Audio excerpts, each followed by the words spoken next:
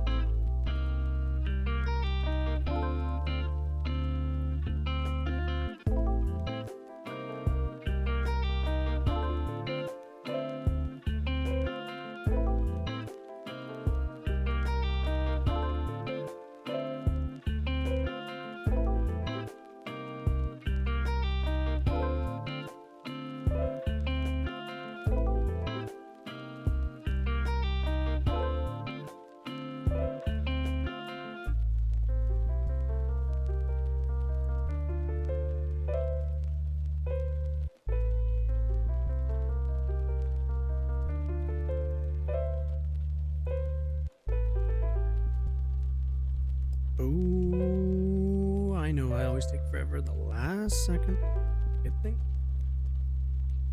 to get things started. Why does my cat always want to be in my... River, you are not allowed in the closet.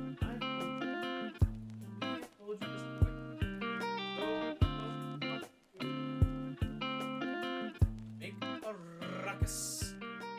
Okay. Ugh. Alrighty.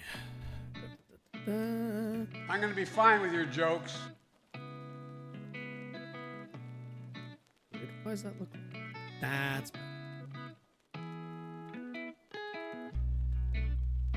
Alright. Let's transition already. How is everyone doing? These, I did not put these on right. Okay, there we go. Caught my hair. How is everyone doing? All right. So it's been a bit, hasn't it? It's been a good little bit since I've been live. Took a little hiatus there, kind of needed a bit of a break. You know, the burnout is a real thing, even for your smallest of creators. So, you know, whenever you can throw them any kind of, nice comments or like anything, I implore you to do so. All of your favorite creators go through a period of much more intense than me burnout, and any kind of positivity always helps. Other than that, so a lot of stuff has been going on, hasn't it? I was gone, and Desantis entered the race. There's now a debt crisis. So you might be seeing on the name of the stream. Oh my goodness, I gotta get this. It's weird having a keyboard here now. You might have seen at the beginning of, in the title, that, what am I thinking? We have, there's news. There's also a new format. So before I dive too deep into it, to get all kind of the, programming stuff out of the way. So I thought to myself a lot of times, like, what are the things that I like to watch? What's the format and content that I really like to consume? And there's two things that I spend a lot of my time on YouTube doing. It's watching political content and watching people play horror games, because they're probably some of my favorite games. So what we're going to be doing going forward, we have 3 hours, 3 times a week. And what we are going to do here, I'm thinking, aside from sometimes if we have calls in or something like that, I'm thinking we dedicate the first hour of the show to strictly news. We dedicate the second hour of the show to a little bit more kind of a lighter, kind of some of the lighter topics. So second hour we'll be looking kind of more at, the Matt Walshes, the Ben Shapiros, the Twitter, all the rest of that stuff. We're going to move that into the second hour so that we can kind of really get a good diet of like solid, real, like tangible news and tangible information. Then we'll beat up on the right in the second hour. And the third hour, again, barring any kind of call-ins or stuff like that, I kind of just want to hang out and play some video games. So that's mostly what we're going to be doing the third hour, is just kind of hanging out, playing some horror games. People want to like ask some questions or kind of bring up topics. I'm open to whatever conversation, but that'll kind of be the hangout period, I'm thinking. But with that all being said, let's just get right into it, shall we? Let's finally get back to the news. So you've probably heard there is this thing called a debt ceiling. Does it exist in anywhere else in the world? Not really. I think Denmark is the only other place that it exists in the world. So not exactly the most American tradition in the world. Not really much of a tradition at all anywhere else. The debt ceiling as it exists is a sometimes yearly event that we have to go through to basically affirm that the government is going to pay off all of its debts and continue funding itself. And with that, with that entire process comes usually negotiations between the Republican Party and the Democratic Party. Sitting President Joe Biden struck a deal recently with House Majority Leader Kevin McCarthy, and it's not going super well for McCarthy. So let's take a look at kind of what the deal's looking like, and then we'll go over some of the reactions, from House members. Also want to check in really quick. Okay, they have not gone yet. Wait, what's this? Huh? What's my option on this? Okay, so they have not spoken as of yet. Okay, cool. To which also it looks like House Republicans are holding a news conference that once we know that's going live, we will take a look at that. Hopefully it doesn't happen in the third hour, but we'll find out. Either way, let's do a little bit of reading, shall we? All right. Debt limit deals in place. Budget deficit is still multi-decade challenge for U.S. government. So keep in mind, the debt ceiling, so much as that it does exist, is a yearly conversation that we have over how much debt that we're allowed to basically take out. Think of this as like, if you have a credit card, your credit limit, essentially. And this is the debt limit that we are allowed to kind of engage in. I don't actually have to listen to anything for this, so I'm going to take those off. And keep in mind, this is also not, this is not like budget. This is not like an argument about the budget. This is not allocation of funds. This is just, can the government continue to run the programs and basically function the way it always has? But anyway, even with the new spending restraints in the debt limit deal that cut borrowing by $1.5 trillion, the U.S. government's deficits are still on course to keep climbing to record levels over the next few decades. The projections are a sign that the 2-year truce between President Joe Biden and House Speaker Kevin McCarthy might be only a pause before a far more wrenching set of showdowns over the federal budget. The Congressional Budget Office said Tuesday that the agreement would reduce spending by $1.3 trillion and interest payments by $188 billion over 10 years. But that sum is too modest to fully offset the growing costs of Social Security, Medicare, and Medicaid. Peso pluma when? I don't know what that means.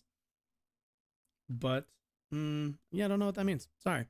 Both Biden and McCarthy ruled out any cuts to Social Security and Medicare, two programs that benefit older voters, before the teams even began their budget talks. That omission reflects the politics around two popular programs as Democrats and Republicans prepare for next year's presidential election. So keep in mind also, this is going to be a framing device to a degree in terms of, federal spending and everything else, in terms of like kind of differentiating the parties based on their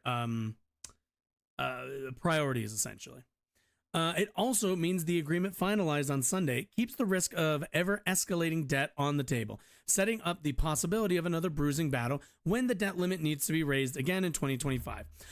So this was a kick-the-can solution. This was a we'll deal with it in 2 years kind of solution, which isn't really a solution. Again, this is all under the auspices that the debt limit is something we need to be concerned about, or is something that is a problem in and of itself.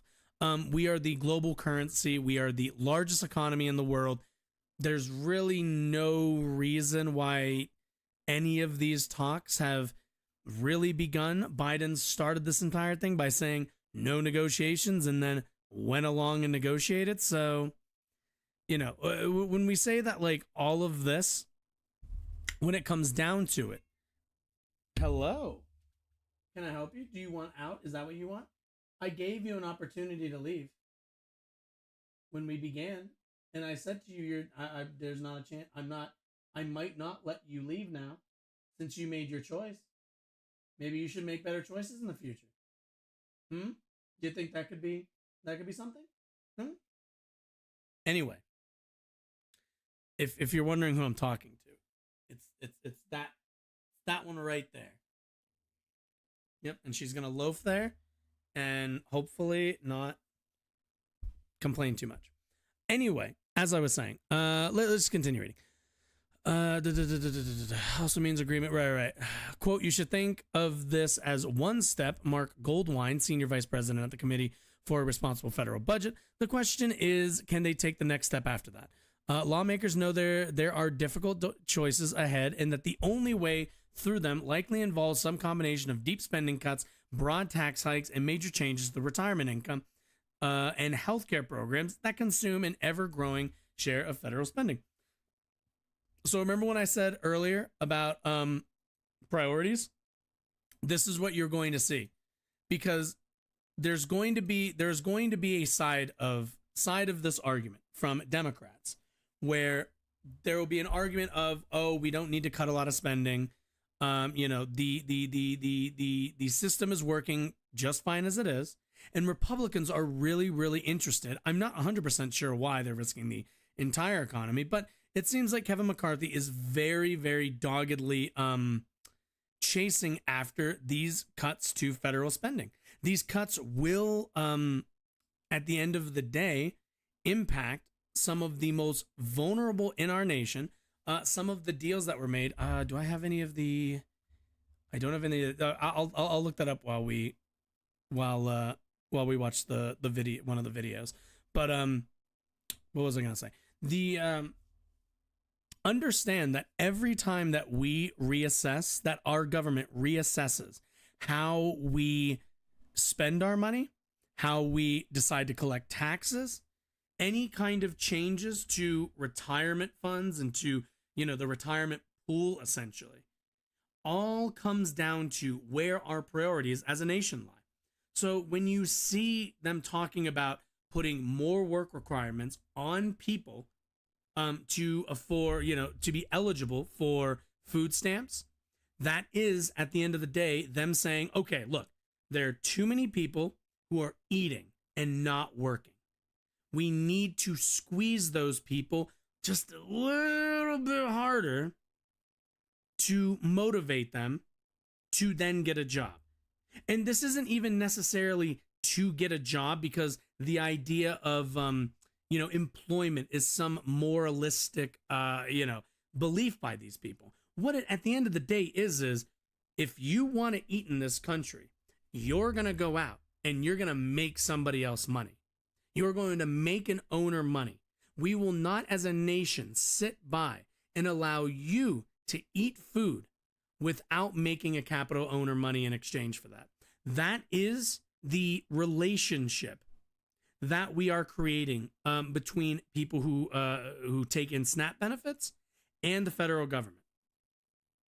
So anyway, mandatory spending, which includes Social Security, Medicare, and Medicaid, already account for a majority of the government spending. That category is equal to in size to 14% of the U.S. gross domestic product, and the CBO expects it will grow to 15.6% by 2023.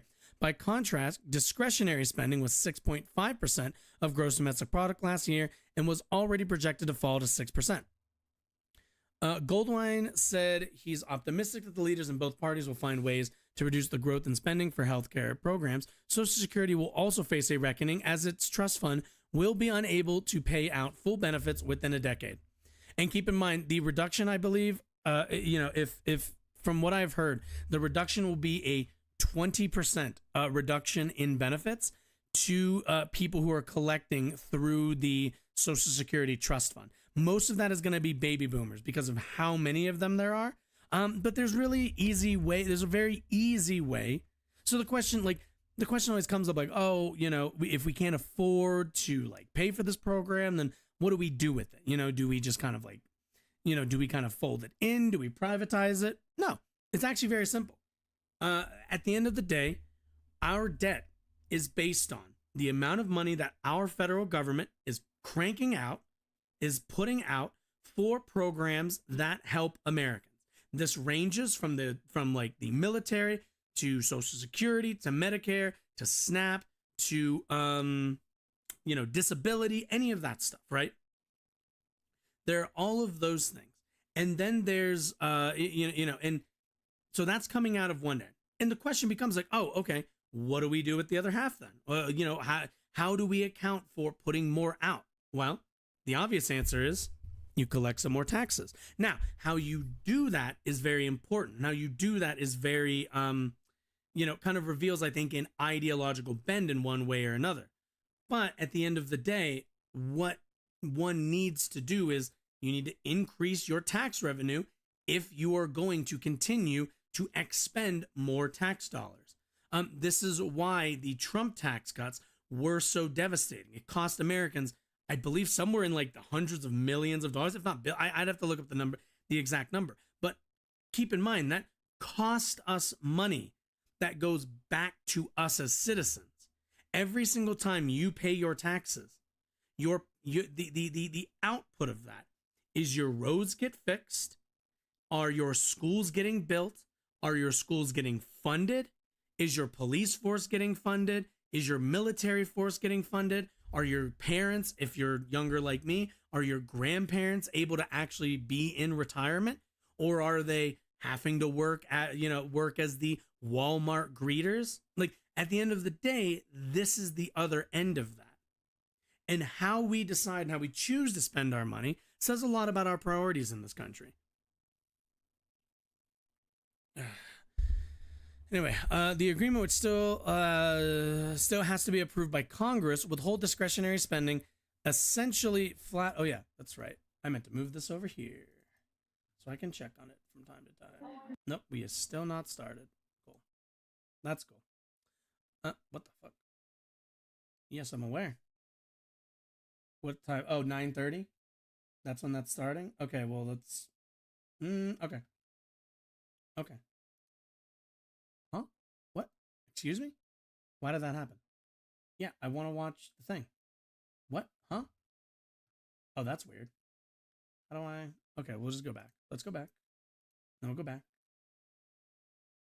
Stop it. Oh, that's weird. Okay, so... I'm sorry. I was trying to... What the fuck is this? No. Huh? Oh, wait. This? If I do this, will this illuminate what I'm looking for? Congress? There we go. That's what I want. House? Uh-huh. Right? Right? I want whatever's going... Wait, this was live a second ago. House Rules Committee hearing on debt limit and federal... Is this it? Feature clip? No, I want the one that's happening right at 9:30. House Freedom Caucus called GOP members to oppose debt limit. I'm aware. But I want... what? I'm so confused. What happened? What, did the feed cut out? C-SPAN. Let's just re-enter the entire site. Okay. Yeah, no, go away. Fuck off. Debt limit agreement. C-SPAN's coverage. No, I don't care about that. What happened to my video? What happened? Oh, here we go. No, tomorrow. That's tomorrow. I want now. 9:30, 7:30 Mountain Time. Oh, here it is. Okay, cool. Uh-huh. Is this like not gonna alert me? That's fine. Uh-huh. Uh-huh. Okay, so this will... Okay. Okay. As long as this refreshes, I guess. I don't know. That's weird. It's fucking weird. Whatever. Anyway, where was I? Oh yeah. Let's put this back to dark mode. God, I hate reading stuff in fucking light mode. It's so fucking bright. Some budget expert... Where was I? Goldstein says he's optimistic the leaders in both parties will find ways to reduce the growth in spending for healthcare programs. Social Security will also face a reckoning as its trust fund will be unable to pay out full benefits. But some also... And yeah, that's not... The trust fund running out is not Social Security running out, by the way. I feel like people have this belief that that's what's happening. That's not what's happening. It was extra money set aside for, basically a rainy day fund. But some budget experts saw the deal was more focused on optics and sustainability. This debt limit agreement is shaking out to be a political face-saving deal without much substance in terms of changing the U.S. debt trajectory. The agreement, which also has been approved by which also still has to be approved by Congress, would hold discretionary spending essentially flat for the coming year, which allowing increases for military... Yeah, while allowing increases for military and veterans accounts, spending growth would be capped at 1% for 2025, essentially a cut given the likely rate of inflation. So keep in mind, the only thing that they agreed on to actually fund through the government is the military and like the VA, and that's it. And even then, What their growth was 1%, meaning that it's not even, meaning that neither of those departments, like if you're talking about the VA, right, that means that their spending isn't going to be adjusted for inflation above 1%. So if inflation goes up 1.5%, guess what? That extra 0.5% get fucked. You're just not going to match that, meaning it's virtually a cut. It's almost a it's like a probable cut. Like we won't know it until we see the inflation numbers, but capping a 1% growth means that if there's any inflation above that, then it is going to end up being a cut to that service. And again, keep in mind, like, yeah, it's yeah. Oh, I'm sorry. I guess this doesn't count towards, no, that's spending growth in general. Okay, whatever.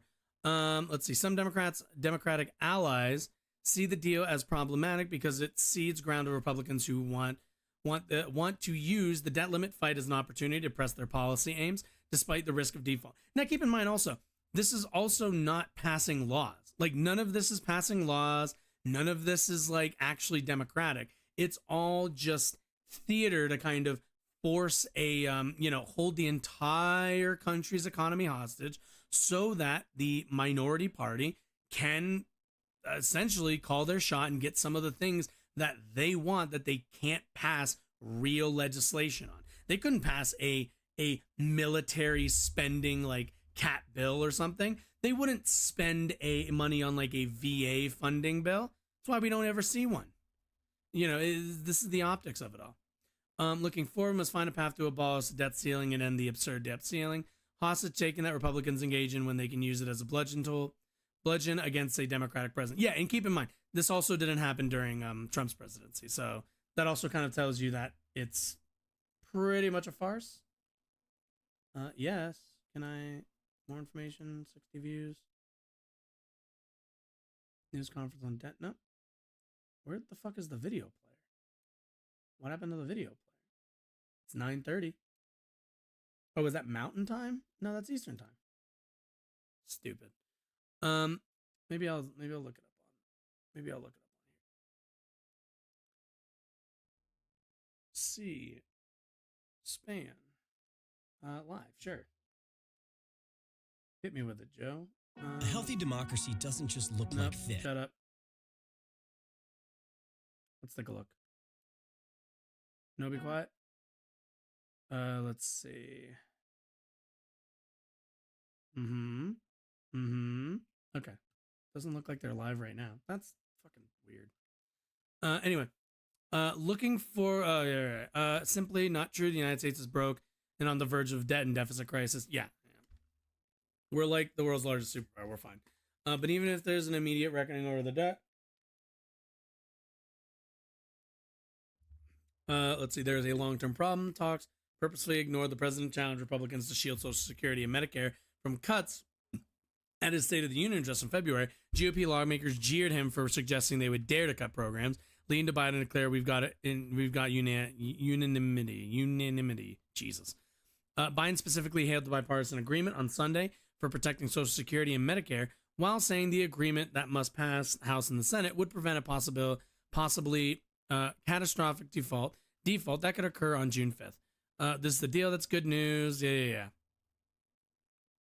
So, I mean, this is the thing about the debt ceiling. At the end of the day, it's something, it's purely a political tool that, quite frankly, isn't utilized by, what am I thinking?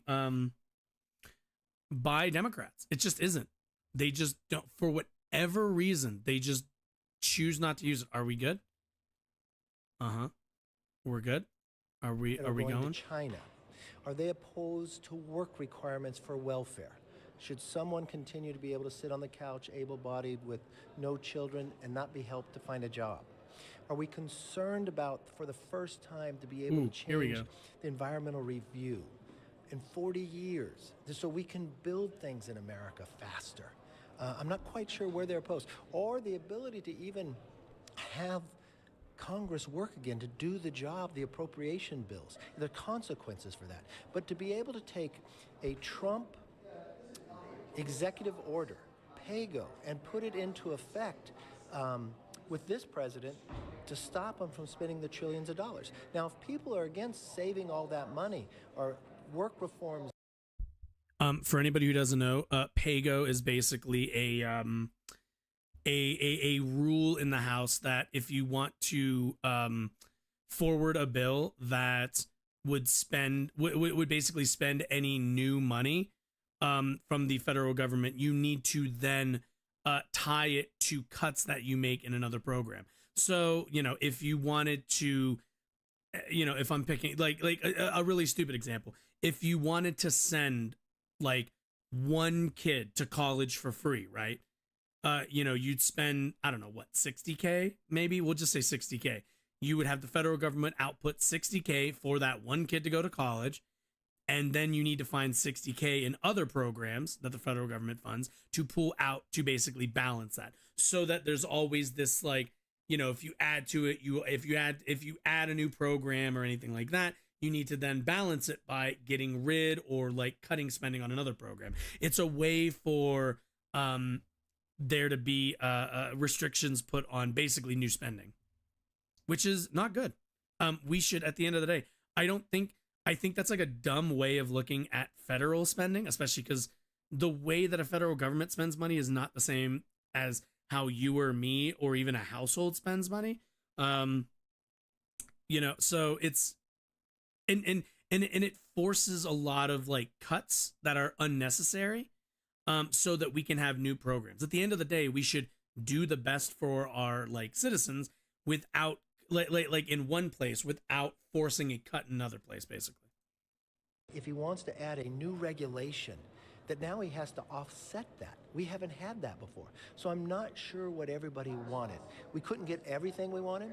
And when we had this debate, you couldn't talk about the whole budget. So in essence, we were only able to focus on about 11% of the budget. And when the Freedom Caucus talks about wants the spending back to 2022, the non-defense is back lower than 2022. Veterans get more money and defense gets more money. So I think this is a place, and we cap for the next 6 years.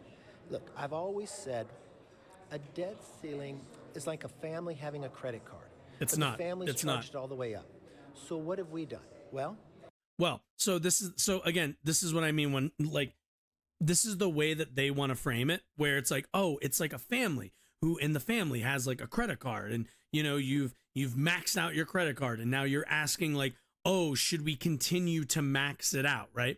But here's the thing. The federal government has already spent this money, right? If there's 10,000 on like a credit card, right, and the federal government's spending money, we are already in like the spending region of like 20K. This is simply to move our debt limit, or in this metaphor, our credit card limit up to meet our new limit. I think even like I mentioned Denmark earlier, as the only other country that has a debt ceiling, and it does. Their debt ceiling is incredibly high. I can find I can look for the real number, but from what I understand, it is like stupidly high to the point where it's irrelevant. You'll never hit it, meaning that it virtually doesn't exist. But there's the only reason that you bring this up, and the only reason that you bring this into kind of the conversation or have an entire news cycle around this is, again, so you can make cuts to the budget that you don't want to run on at the end of the day. Because Kevin McCarthy wants to kick more people off of food stamps. Kevin McCarthy wants to put more pressure on people to get to work for somebody else or starve to death. At the end of the day, that is what Kevin McCarthy is arguing for. The time frame in which people are allowed to get food stamps, it had the age bracket, I should say. Sorry, if you are able-bodied, I believe the age is from 21 to 54 now. If you were able-bodied, if you were an adult, you didn't have kids, yada yada yada. If you were basically like, somebody who didn't work for whatever reason, even if you're looking for work but just can't find something, you can only you're only eligible for food stamps for 3 months out of every calendar year, right? And because of that, keep in mind, they moved the age up. It used to be, I believe it was 48. And then they moved it up to 54, meaning there are going to be older people who can work, but just can't really find work for whatever reason, who will now be thrown out of eligibility for food stamps, for food assistance. There are families that are going to suffer because of this. And at the end of the day, these aren't things that Republicans could pass in like, you know, they couldn't pass a law passing any of this stuff. There's no way they could make the argument to the American people that, hey, we need, this many people need to go hungry more often so that our, because, our economy needs it. Like, they're using this opportunity, this fake debt ceiling bullshit, to trick people into thinking, look, this is what has to happen. We got to put restriction on people. We got to make sure this. We got to cut spending here. We got to cut spending there. Keep in mind, that's spending that's going to you. That's not going to, it's not going to Raytheon or Boeing or any of these weapons manufacturers. This is going to you. These are programs that help regular average Americans. Programs that you pay taxes into to benefit from. And that's what they want to cut. Keep their promise to produce at least 100 and keep their promise to produce. But we all 5% solution going to produce. Am I not allowed to go back? I guess I'm not. Are the Republicans who it's my expectation that House Republicans will keep their commitment to produce at least 2/3 of their conference, which is approximately 150 votes. Democrats are committed to making sure that we do our part and avoid a default. The speaker has said that Democrats got nothing in this bill. Would you agree with that? I just outlined 3 broad areas that President Biden is to be commended around in terms of Democratic priorities and things, most importantly, that are good for the American people. Avoiding a devastating default and the crashing of our economy is good for the American people. Taking us out of this hostage-taking situation and suspending the debt ceiling until at least the early part of 2025 is good for the American people.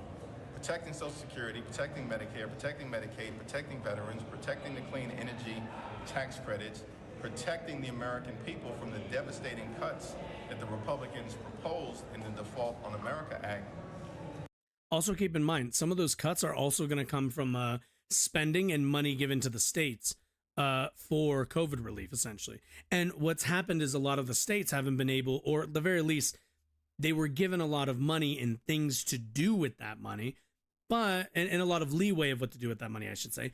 But a lot of states and a lot of localities, they have to pass like laws and they have to allocate those funds. And because of that, they have to go through a bunch of processes. And now there are going to be some localities that, maybe ask, should we put a bridge, should we fix the bridge here? Or should we fix this other thing over here in the same small town or whatever?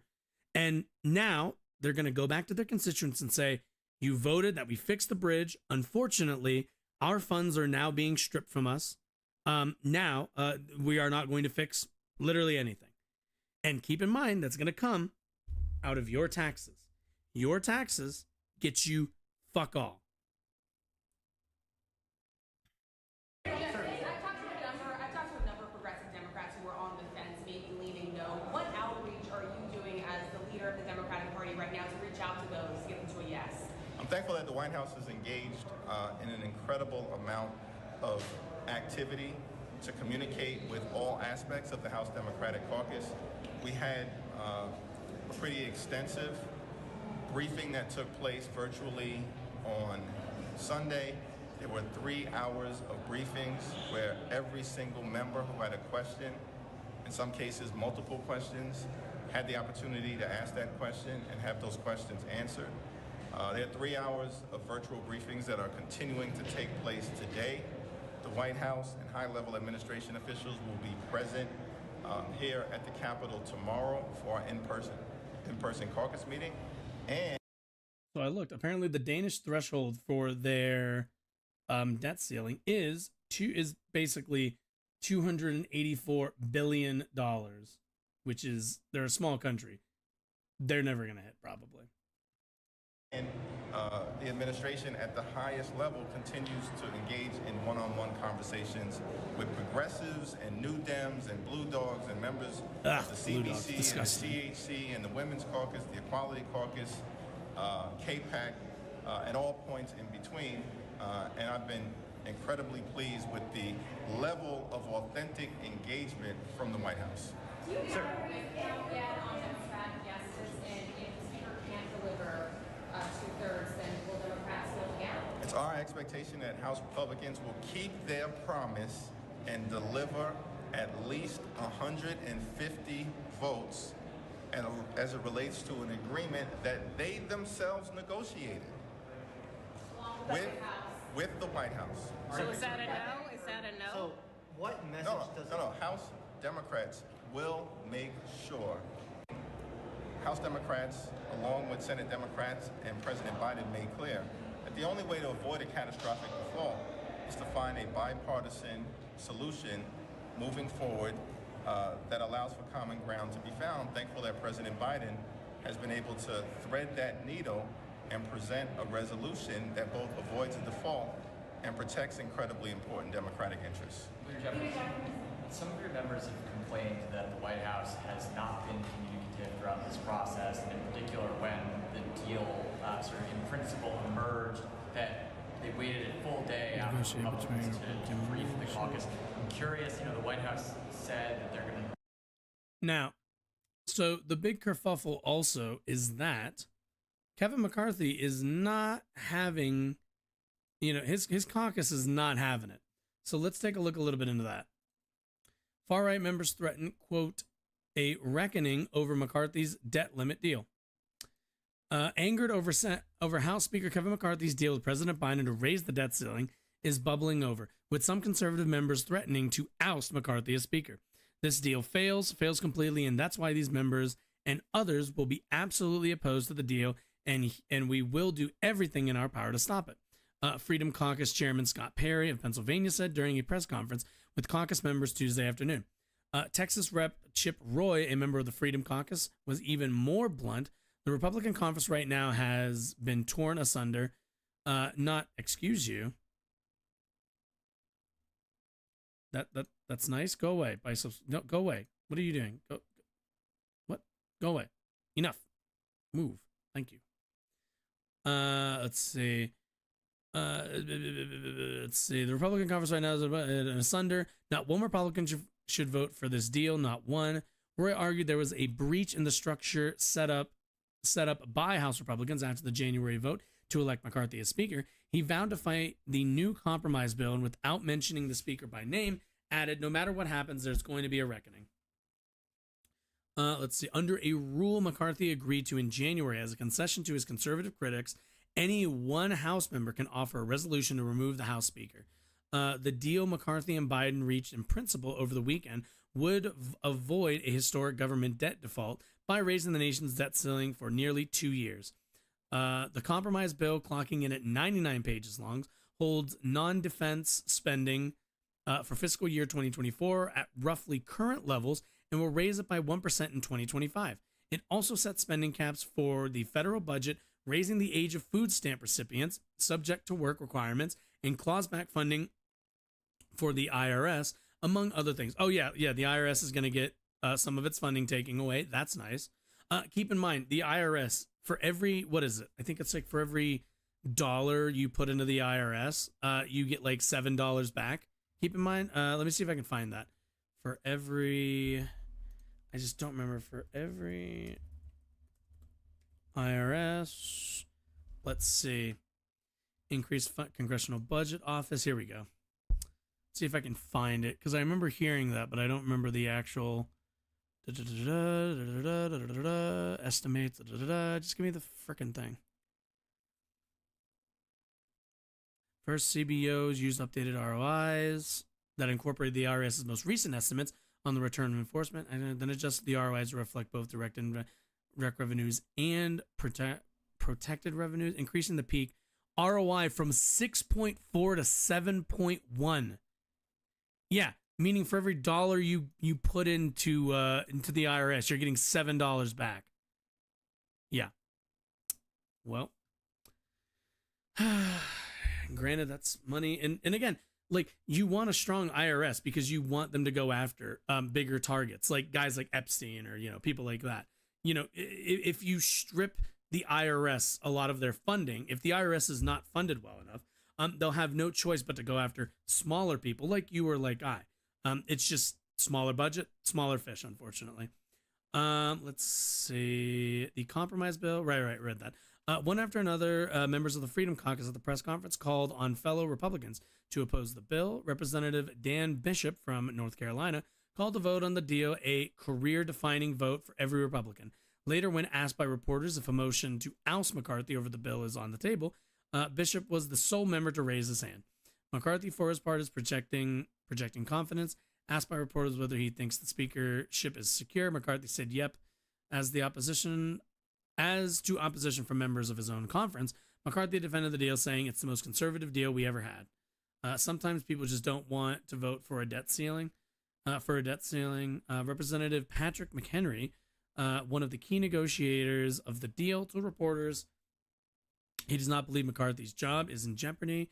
With a narrow majority in the House, we got the most conservative outcome we possibly could. I wanted more. I absolutely wanted more. But what we have here is better than what was about to come. The fact that conservative GOP and progressive Democratic lawmakers aren't happy with the final compromise deal isn't entirely surprising. Top congressional leaders, as well as Biden, said that no one would walk away completely satisfied. Greg Caesar, member of the Congressional Progressive Caucus, too big of a fucking caucus, to All Things Considered co-host Alyssa Chang Tuesday that told All Things Considered Tuesday that, quote, many in the caucus are leaning against the bill over some of the spending cuts. We have to hold the line against people getting screwed, getting kicked off of vital food programs, getting kicked off of their child core assistance, losing healthcare, or losing housing. The group argues that savings could have been found instead of closing tax loopholes for wealthy taxpayers. The group argues that savings found instead, but yeah, like, keep in mind, like, we didn't close any loopholes in this. We didn't go after like high earners. It was just, we'll just take it out of the little guy's pot. That's fine. Like, Republican Representative Dusty Johnson, what a name, of South Dakota, said who chairs the conservative Main Street Caucus, maintains the compromise legislation can still pass the House. We're going to get the 218. I have every confidence of that. Let's see. The vast majority of the Republican conference in the House is going to vote for this bill, and how could they not? It is in many ways an historic accomplishment. He said, the rules panel will decide next legislative steps. Yeah, and I guess, when was this? Oh, this is like an hour ago. Cares to testify on. Thank you, Mr. Chairman. I This filed committee- 7 amendments to the so-called Fiscal Responsibility Act. These amendments rightfully place the conservative policies we voted for in the Limit, Save, Grow Act into this current bill. Last month, House Republicans did our job while the Senate sat idly by and Joe Biden continued to do nothing. We did our job and we passed a bill. We voted to responsibly raise the debt ceiling in exchange for enacting pro-policies and real spending cuts. Our bill saved taxpayers $4.8 trillion and included real reforms. This bill, unfortunately, gives Joe Biden a blank check to sink the American people and spend trillions of dollars without any caps. So keep in mind, the question always has to be asked: why do we need a cap? We're the United States government. We are the United States. Why? Like, what difference does a cap make if we have programs to fund? This is kind of always the question to be asked. The American people, like, what's the value of having a cap? Will be sent further into debt after this administration and a Democrat-controlled Senate required Americans to spend $10 trillion more over the next 10 years than we previously estimated to spend. My Amendment 34 inserts Section 101 of the Limit, Save, Grow Act to set discretionary spending limits.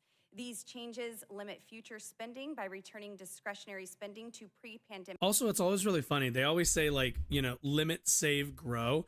But, like, go to any business. Like, look at any business. Is limiting ever the thing that allows them to grow? No. If you want to grow, you need to expend funds. That is kind of how you grow, is to take on more debt and expand, expend more. That is like a pretty, you know, it's the classic, you need to, you know, have money to make money sort of thing. Social Security. My Amendment 35 strikes sections 231, 322, and 323 and inserts a Lower Energy Costs Act to increase domestic energy production and exportation, reduce regulatory burdens, and reform permitting across all sectors of the economy to result in $3.4 billion in savings. We should make important. Now, keep in mind, like when they say stuff like, reduce permitting, that's essentially going to open up more like lands to be fracked on, more like waterways to be destroyed. Like those are our natural resources and the land that we actually live on. That's basically being like divvied up and put on the line for corporations to dump their waste, to extract our materials while not, while not benefiting us as Americans at all for any of it. Reforms to NEPA for the first time since 1982, and I'm glad this bill attempts to do that. However, it does not go far enough. As currently written, the bill only includes minimal changes to the current permitting process. This bill still allows for unnecessary litigation that actually holds up these projects to proceed. These provisions also disproportionately benefit renewable energy, which is very unreliable. H.R. 1 includes the... It's not. In terms of very unreliable, the technology isn't like in a place where we could all go straight onto electricity or straight onto solar or wind. But at the end of the day, it's not about completely cutting off all oil, all like gas and oil usage. It's to reduce that amount so that it's in a more like manageable state, basically. Because as the technology will move forward, wind and solar are going to get there eventually. But our climate crisis is happening right now, meaning we need to implement some of this stuff like piecemeal now. You know, if it's cutting back 20% of the gas and oil that we use and replacing that with wind and solar, that's slowing the train down basically, to a point where, maybe we get to a point where it's like, all right, we're looking at, maybe like 20%, gas and oil, maybe another 20% wind, another 20% coming from solar, maybe a big chunk coming from like nuclear energy. Like there are a lot of different ways that we can do this. It's just about finding the right healthy balance. And the only real reason for Lauren Boebert, I don't think that she cares that much about the environment or cares that much about the profits of oil drillers. I mostly just think this is a culture war for her. This is just I'm Republican, so I'll fucking drink fracking oil type shit. The permitting reform America needs in addition to reducing gas prices by providing certainty for responsible energy production and preventing baseless litigation. My Amendment 37 strikes Titles 1 and 2 of Division C and inserts reasonable work requirements on SNAP, TANF, and Medicaid to lift people out of poverty, grow the workforce, and reduce federal entitlement spending, likely resulting in $120.1 billion in savings. More Americans are receiving welfare benefits than ever before. During COVID, Congress expanded welfare And this administration campaigned on going even further by creating new entitlement programs. There are still nearly $10 million unfulfilled in job openings across the country. This is almost 2 jobs for every unemployed person. This labor. Also, I'm gonna see if I can find a an article on this, but I wouldn't be super concerned about that number. Job openings don't really have, like, I don't think are a real tangible way for us to what's the word I'm looking for? For us to actually figure out, like, are not enough people working. Mainly because job openings, such that they exist, are like, there doesn't have to actually be a job. I read an article, that was a couple months ago, maybe. I'll see if I can find it. But speaking about companies who are putting job openings out there, who are like, they'll have applications open, or they'll have job openings, available, but they don't actually plan on filling any of those positions. You might have seen it if you work in like retail, how, like, yeah, they're looking for people, but do you notice that, like, no one ever gets interviewed, or maybe one person does? They don't, maybe they bring on one person when you need a lot more.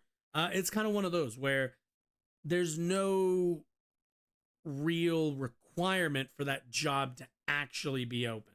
It's just whatever the, like, owner of the company says. Labor shortage continues to affect everything from small businesses to large-scale construction and manufacturing projects. And I don't see a clock. Do I have a time limit here? Yeah. Okay, I don't see a clock. No? Okay. I was going to skip ahead. Okay, I think that's enough. I've heard enough Lauren Boebert. All right. Let's see. Let's read an article. So, I mean, we'll kind of see how this ends up moving forward, in terms of the debt ceiling stuff. They say we have until, what would they say now, June 5th? So that's Monday. So, I mean, they have the rest of the week to kind of figure this out. We'll kind of see what happens with this. If the U.S. defaults on its debt, that is not a good look. But, like I said, we'll see. Let's see. What is this? Actually, let me do. Nope, it's not what I'm looking for. Here it is. I want that. We'll close that. Cool. Let's read. All right. So DeSantis kicked off his campaign. It was a fucking mess. And I guess he went to Iowa this past weekend. So let's take a look and see how that went for him. Des Moines, Iowa. Facing Iowa voters for the first time as a presidential candidate, Ron DeSantis launched a multi-state campaign blitz on Tuesday designed to strengthen his position as former President Donald Trump's chief Republican rival. DeSantis was addressing roughly 500 people gathered at a suburban Des Moines church, the opening appearance in the 3-state tour with 12 scheduled stops over 4 days. He moves to early primary states, New Hampshire and South Carolina, later in the week. The appearance comes 6 days after a stumbling online announcement that raised questions about his readiness for the regional stage. Beyond the glitchy launch, DeSantis opens his campaign looking up at Trump in the polls amid persistent questions about the Florida governor's ability to connect with voters in person. DeSantis' Tuesday evening stop at Eternity Church in Clive is a conspicuous nod to the evangelical Christians who wield outsized influence in Iowa's Republican presidential caucus. His visit will give voters an opportunity to meet the new candidate, just as he has been stepping up his criticism of Trump. He's got a big hill to climb, and I think everybody would agree with that. To be able to convince people that he can overcome Trump, that he can do a job as good as, if not better than, Trump, said Bernie Hayes, Republican chair of Lynn County, where DeSantis plans to wrap up his Iowa jaunt Wednesday. DeSantis has been assailed by Trump for months, including a new round of fresh attacks this week. Trump's latest shots focus on DeSantis' leadership as Florida governor, during the pandemic, the former president wrote on his social media platform that Florida was, quote, third worst in the state in deaths by COVID, which it was. Keep in mind, I think let's see, COVID.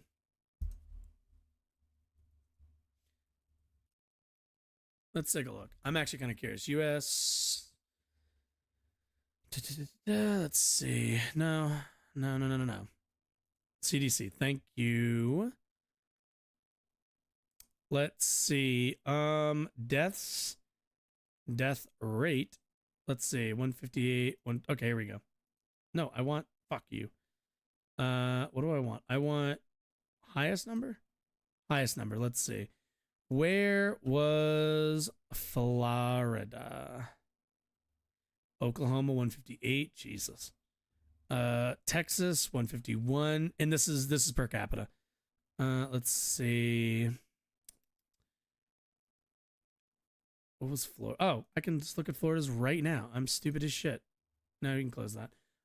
Let's see. 111, 34,000. Oh my goodness.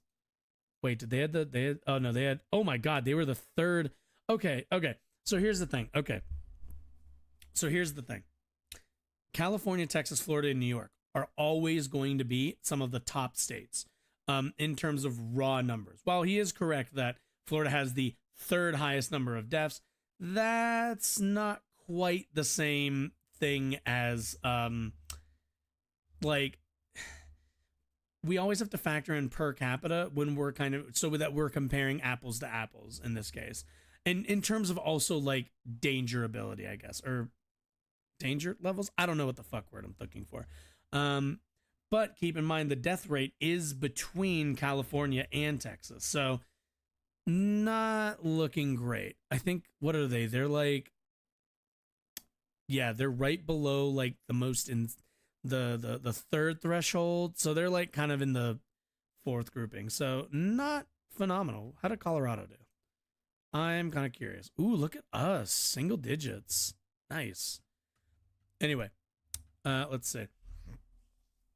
Got a big hill to climb. I think everybody. Oh, yeah. Trump's latest shots. Oh, I'm stupid, man. I really need to like highlight. Meanwhile, pro-Trump super PAC continued to run ads this week on Iowa television accusing DeSantis of wanting to raise taxes, a charge DeSantis has denied. Kim Reisberg of Dallas Center, Iowa, attended DeSantis' launch with her husband. She voted for Trump in 2016 and 2020, but she said she's not necessarily committed to him this time around. They wanted to attend because they are interested in DeSantis' platform. DeSantis is a little softer, the 59-year-old said, and, quote, more appealing to the masses. We'll see about that. Since Trump and DeSantis are competing for the same job, she understands it might be a bitter race. At some point, I would like to see them on the same team. DeSantis in recent days have pivoted from oblique swipes at Trump to more direct questioning of the former president's conservative credentials, notably his handling of the coronavirus pandemic and his record on criminal justice.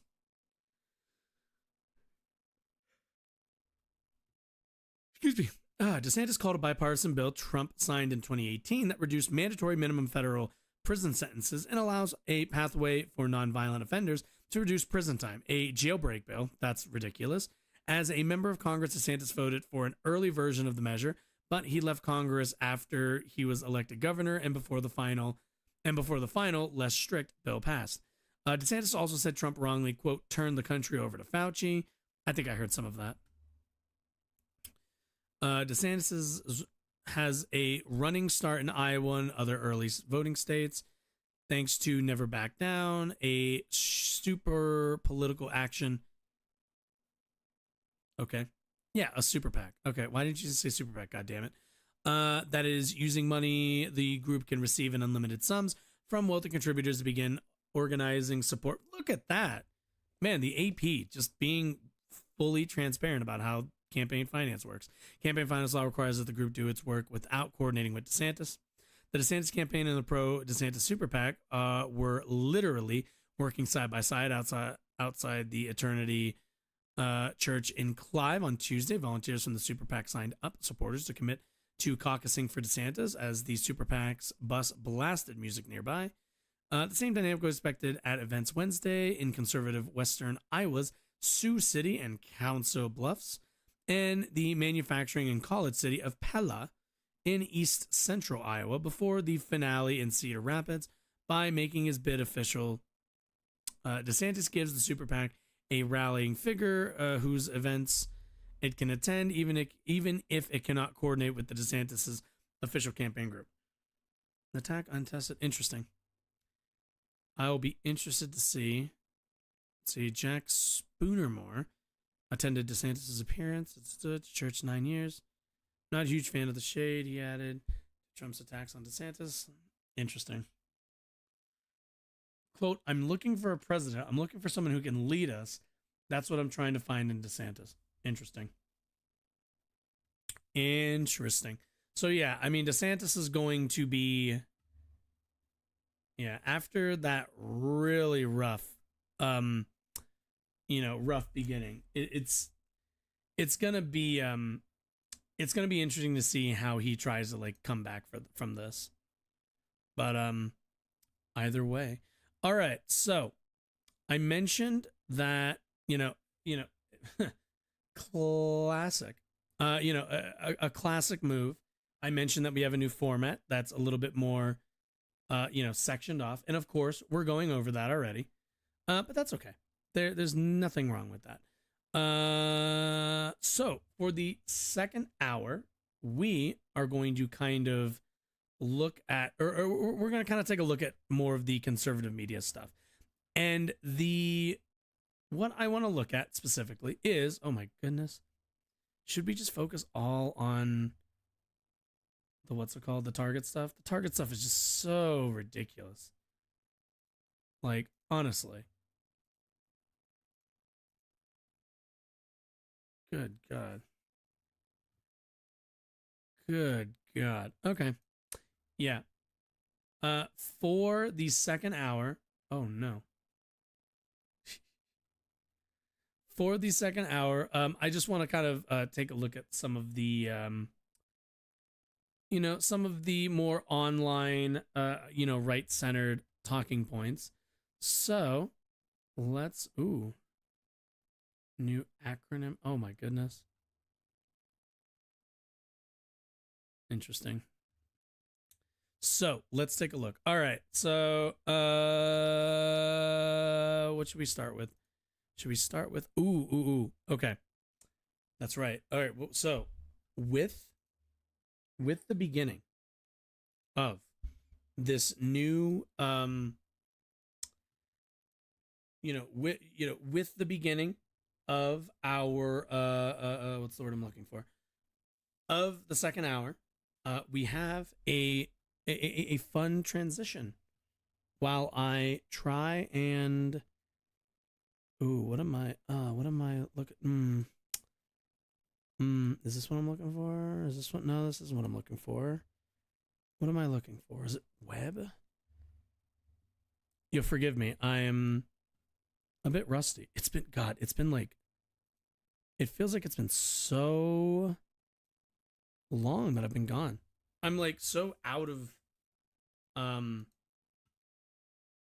like I'm so out of practice on everything. 541, 1339. Okay. 541.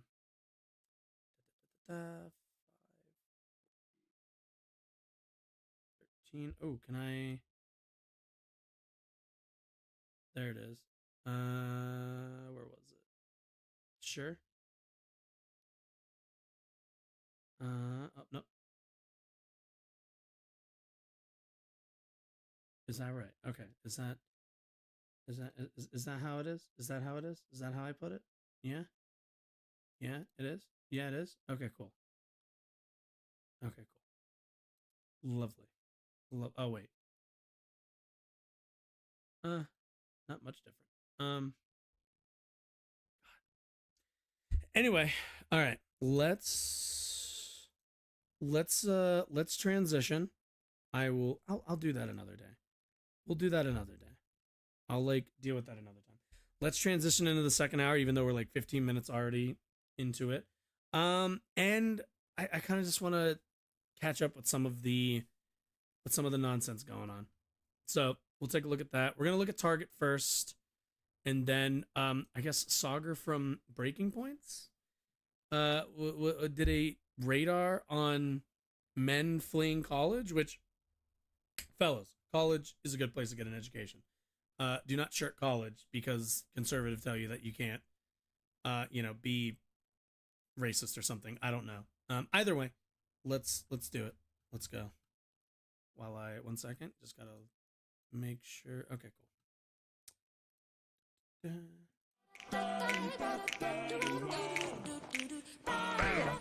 So do not shop at Target, or else you're gay. Spit in my mouth, look in my eyes.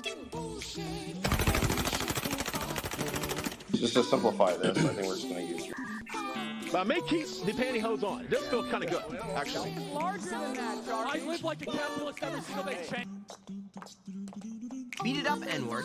What is more important to our culture than the Joker? I don't like them putting chemicals in the water that turn the friggin' frogs gay. The alpha males are back.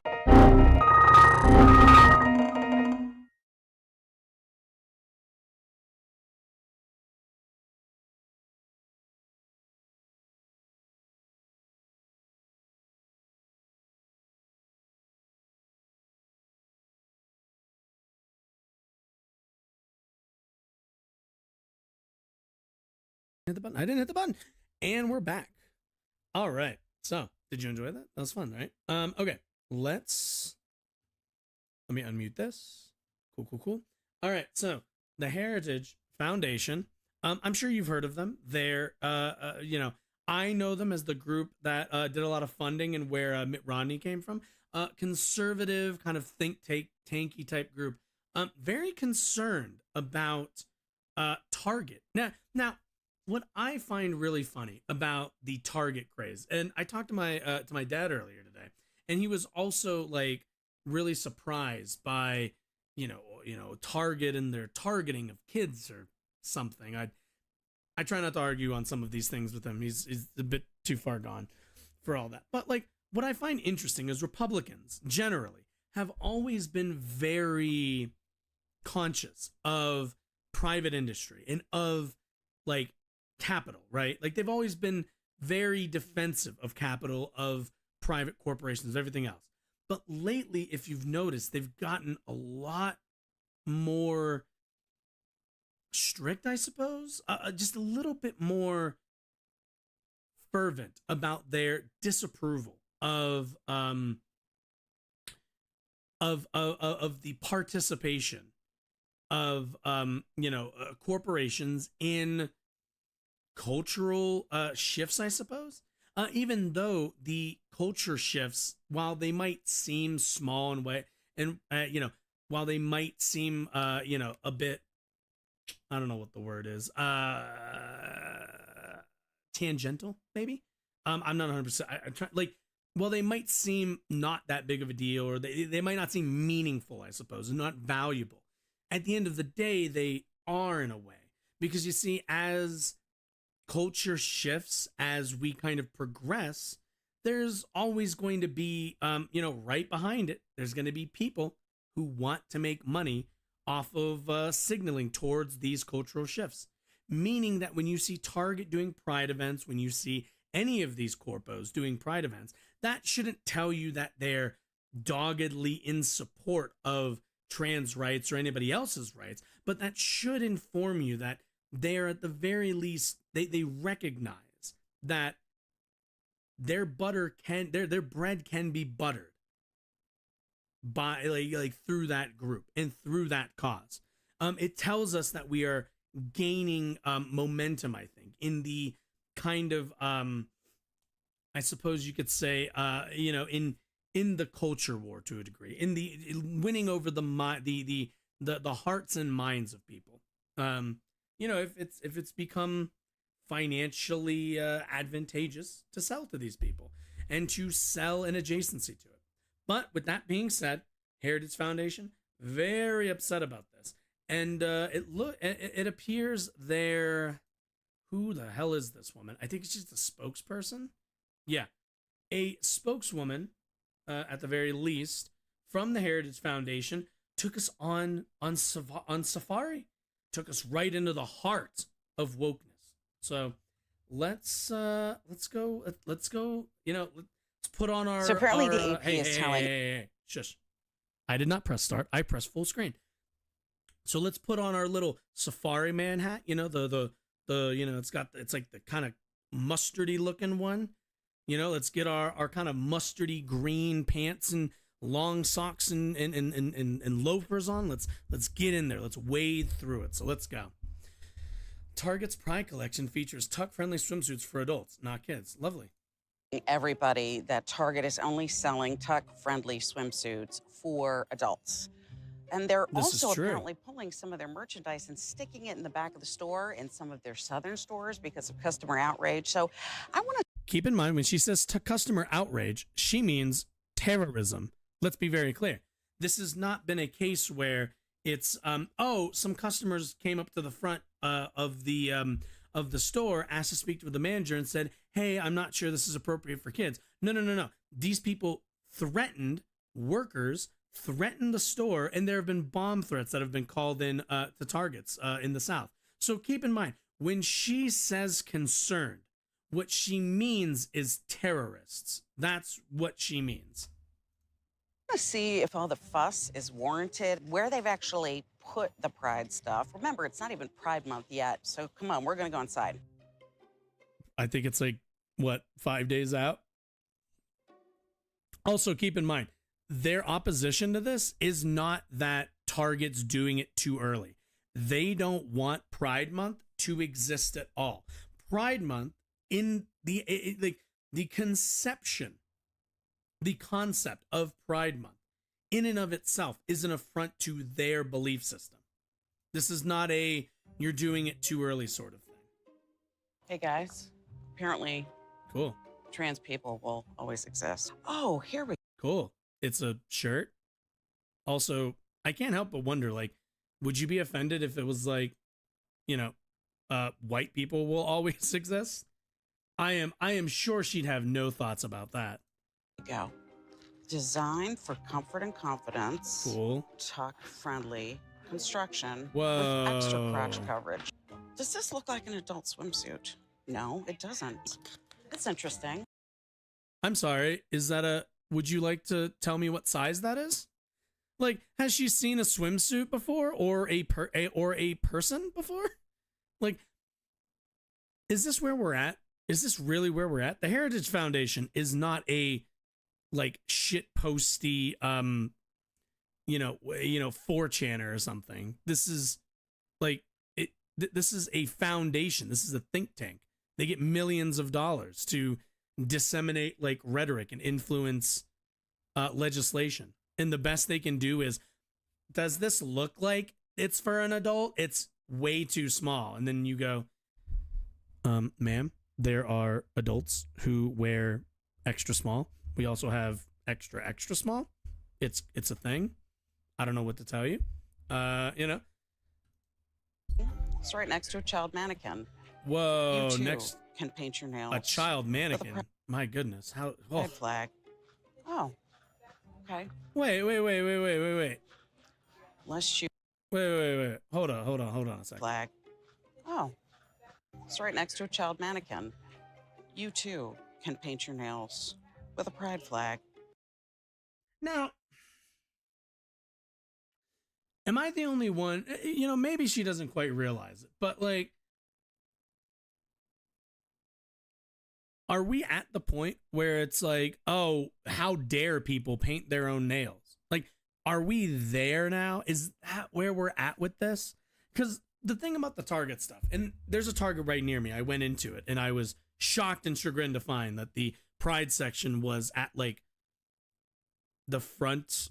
Actually, it really wasn't even the front. Technically, it's past the $5 and the like sports section. It's more like, at least for ours, it's like in the first intersection where you decide whether you're like going down this way or going down that way.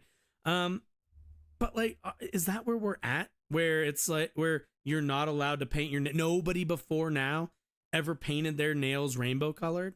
Like, Okay. Pants? Unless you wonder what this is being designed for. Hold on, you gotta get the acronym. What is an this? LGBTQIA plus Target Target artist design for the okay. design. Is that illegal? Really, really little kid stuff over here. Uh-huh. Oh, here we go. Ah, yes. We've got more stuff over here for kids. Yes. This is You mean a swimsuit that has colors? Like yes. a This bag. is designed by an artist in the United Kingdom who Ooh. actually identifies as a trans Satanist. Did you know that was a movement? Because I didn't. So I think I've heard this line a couple times, to which I have to ask. Are Satanists not allowed to make products? Is there Satan on this product? Oh, there's not. So who cares? Secondly, when it comes down to it, freedom of religion, baby. Like, you're allowed to be a Satanist. It's really weird that these people who are like very committed to their Christian nationalism, very committed to their Christian nationalism, their evangelism, very committed to this, are offended by the idea that you would have somebody who believes or purports to believe in Satan sell a item in a store. Meanwhile, I can tell you this for a fact. She would not be upset by any kind of item that was, Jesus related in Target. She would probably say, that's wonderful. We should have more Jesus in our Targets. But, this is just I get to dominate, you get to eat shit and die. Like, that is kind of the relationship that these people want. They don't, equality to them doesn't exist. They clearly don't think that they're equal to any of the rest of us. They are above us in their mind. Dark and satanic with these great pro-trans colors. Once again, Like pink and also Satanist. Blue. Your favorite Pride Parade gingerbread. Oh, it's a gingerbread. Oh, that's fun. So many rainbows. It's hard to say. I thought these were only for Christmas, celebrating the birth of Christ, but what do I know? Oh my God, thank you for making my point later, you dumb fucking bitch. See what I mean? Like, at the end of the day, her whole thing is like, I thought gingerbread houses were only for Jesus and Christmas time. No. People make gingerbread houses, fun fact, whenever the fuck they want.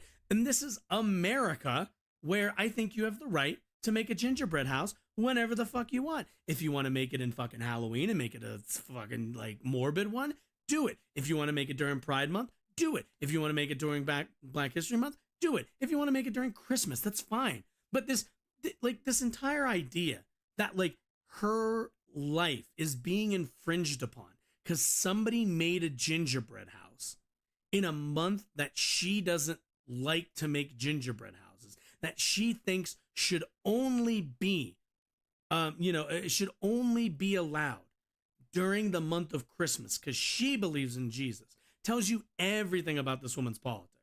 Because it's always, look, I get to have the month where we do nobody else is allowed to do gingerbread houses. That's our Jesus month. Even though, sure, it's fine. If you would like to do that, by all means. But guess what? The rest of us aren't Jesus lovers. I'm not a Jesus lover. That's all you, dog. You want to do that shit in your spare time? How about this? You do that shit in the sanctity of your own home. But to come out into the public and make a whole ass video about, oh my God, can you believe that? Can you believe that they would make gingerbread houses for something other than Jesus? Yeah, it's a thing that happens.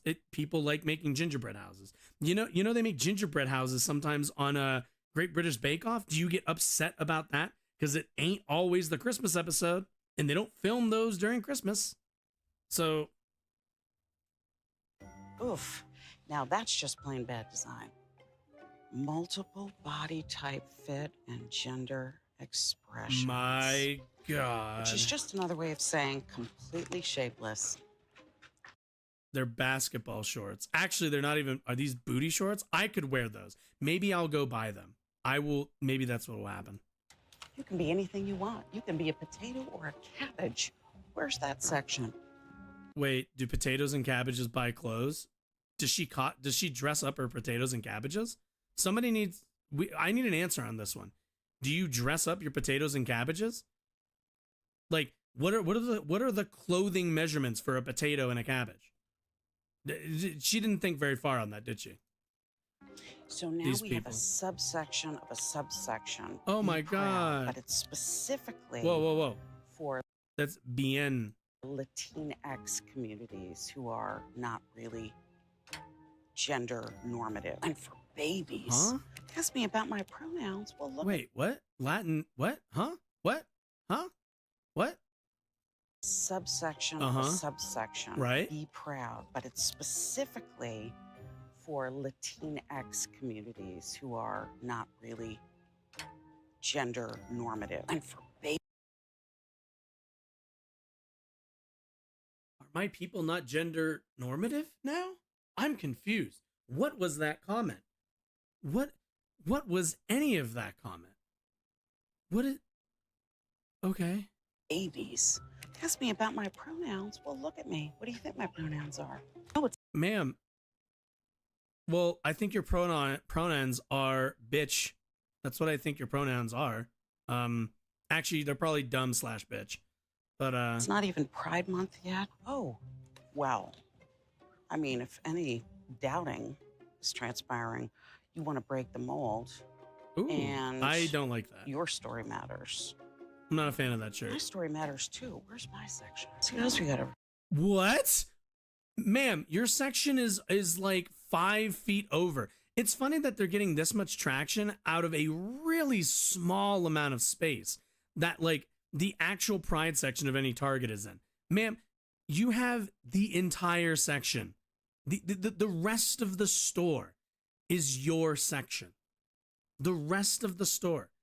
You are a spokeswoman for a political organization. Feminism already got you your position. And I can promise you that they also secured you a place in the Target where you can buy clothes that are perfectly, fit your aesthetic.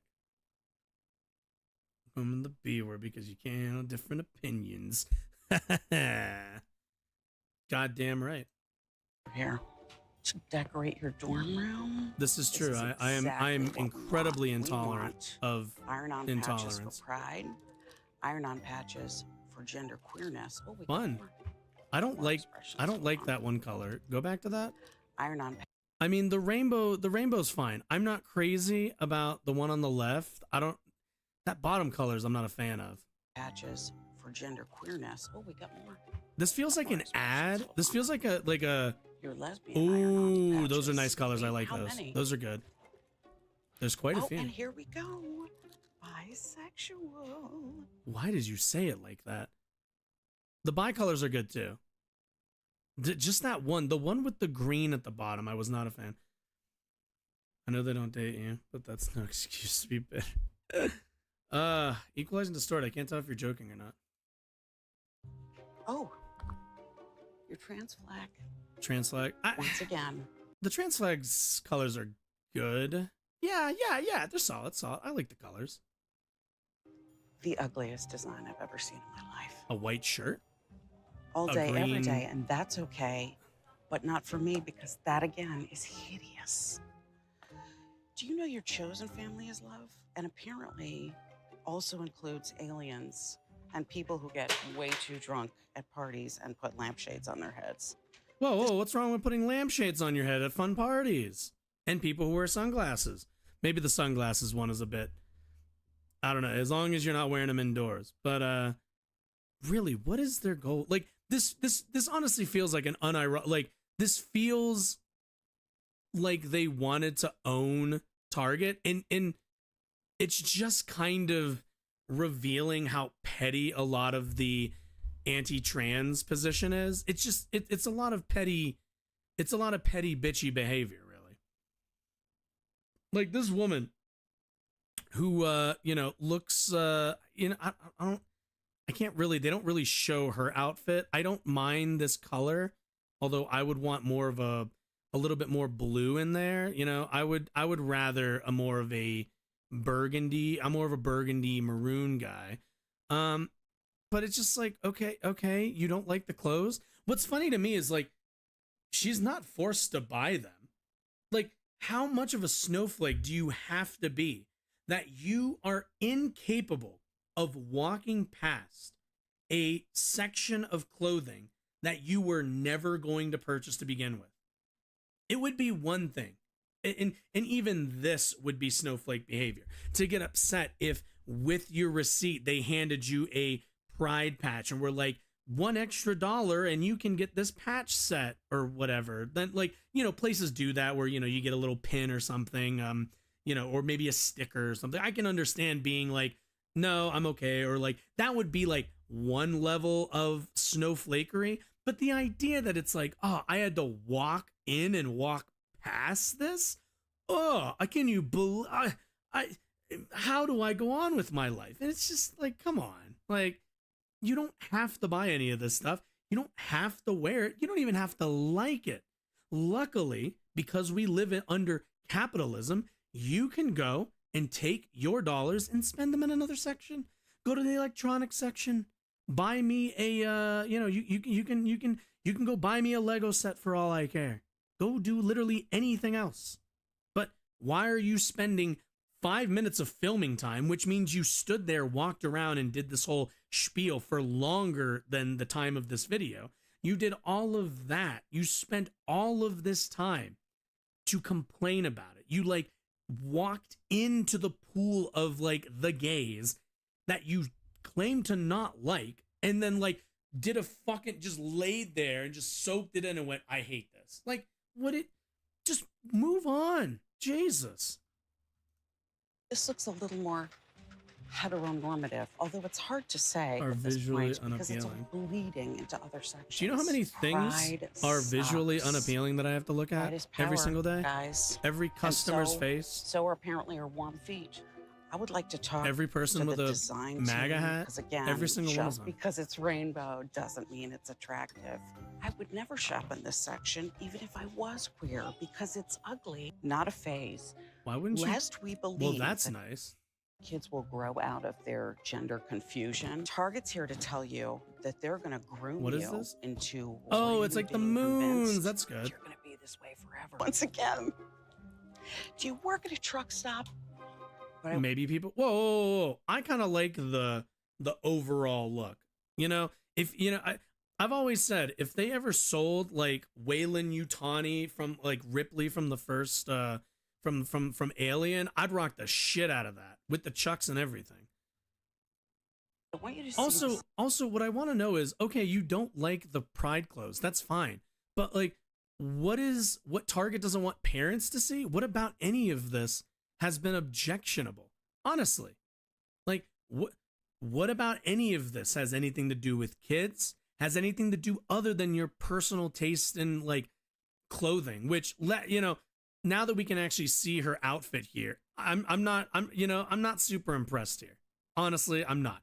The red shirt is actually a little bit darker in this lighting than I think that when I paused last time to look at it.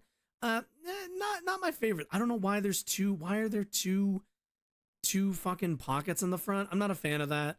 I'm not a fan of like all the gold jewelry. It just doesn't work for me. These pants are. I'm not big on the checkered look. It's just not for me. But like, I'm not telling her she's not allowed to buy any of this shit, or that somebody's not allowed to sell it. Like, do you know how many ugly ass clothes get made every single day and get sold to people? People have bad fashion taste. Some people have good fashion taste. It's kind of, you know, it's one of those freedom things I thought the right was really concerned with. This is the opening salvo of the store. It is right here at the front. There's the exit. There's the Starbucks, conveniently, and we know where Starbucks stands. But we haven't even started Pride Month. We just came out of the store. First of all, you're assaulted visually by what they're selling right in the front. It is the first display that you see when you go in. First of all, and notice like she has to use the words assaulted. Like she has to describe it as an assault, even though is walking by something an assault to your eyes? every time I pass by my Target in their Colorado Avalanche section during hockey season, is it assaulting me every single time? Am I this triggered? No, because I'm an adult. And unfortunately, it seems like a lot of people, not unlike Equalizing Distort here, are still children, sadly, even though they are adults. But what are you gonna do? I also can't help but think, horrifically ugly. if Second this of all, is, Targets lie if they're telling you that they're actually is this only really, selling tuck-friendly swimsuit for adults wait, and not one for second. kids, because we definitely saw tuck-friendly swimsuits for kids. Third of all, when did you? Oh my God, these people. What are we at? 5 minutes. Let's take a look. You know what? I'll just do this the intellectuals way. Let's take a look. I think I did this last time I talked about this topic. When this first started. Let's see. Target. Right. Let's go. Here we go. Let's take a look. Let's see. They're upset about let's see. Adult clothing. Cool. Don't love it, but it's not a bad look. I actually really like this. I would wear this to paint or something. Let's see. I don't know about the green. I don't really mind this, but I don't like the green. The green's a bit much. No, where is it? Let's see. Let's see. Come on, give me the swimsuit. Give me this affront to the eye, this child's swimsuit that's totally made for. Oh, I like that. That's actually really nice. Let's see. Not seeing it. Let's see. I know it's got, well, I'm assuming it's in the, maybe it's filter. No, wait, item type. Okay. Where is swimsuit tops? Maybe, possibly. Nope. Then okay. Got a minute? No, fuck off, Target. God damn, I'm trying to doing you a favor, and you're over here wanting ads and shit. Oh yeah, I think she looked at this stuff. This is again adult clothes, adult stuff. Okay, is it on the last page? Was there a swimsuit option I should have looked for? I guess there was. Okay, well now let's see. Where's oh wait, did they take it down? They might have. Accessories, jewelry. Oh, they must have had to take it down. Yeah. Yep. I feel like, God, they're such fucking cowards. Okay, so this is also the thing. Okay, so the problem, I don't want to say they're complete cowards because that is being a bit unfair. Because quite frankly, at the end, keep in mind, Target is not interested in having their employees assaulted, shot, berated, any of this stuff. Just because it's a bad look. There's really no way, I think, to approach this in a, that's for bibbies. I think in a way that can make everybody happy, unfortunately, because at the end of the day, they're going to continue to sell Pride merch. Okay, so they must have taken it off their website, which is fine. But at the end of the day, they don't want to get bomb threats, because I don't think I need to explain why you don't want bomb threats. You also don't want customers coming in and threatening or berating employees. You don't want terrorists. So the idea of okay, we'll put the Pride stuff in the back, or we'll, maybe not sell it right now because it's a very tense time or whatever. The reason for that, and the opposite take is oh, well, you're bending to the right-wing culture war, to which, yeah, they are. They're unfortunately, if they stand up to them, they risk the safety of their workers, some of whom might be trans or just LGBT in general, right? So the question is, do we, did they take a hit on all right, we're gonna put stuff in the back, we're gonna kind of fold a little bit, so that people don't get hurt, so that we can continue to make a bit of money off of this, all the rest of this stuff? Or do they continue and run the risk that somebody comes in with an AR-15, as conservatives are wont to own, and, you know, fire off a few rounds at mannequins, you know, or, you know, maybe hit somebody with a stray, or just straight up kill somebody. These are all risks you have to think about if you're Target. So there's really no winning this one. Unfortunately, you're just either position. There's not really a good way to proceed, I think.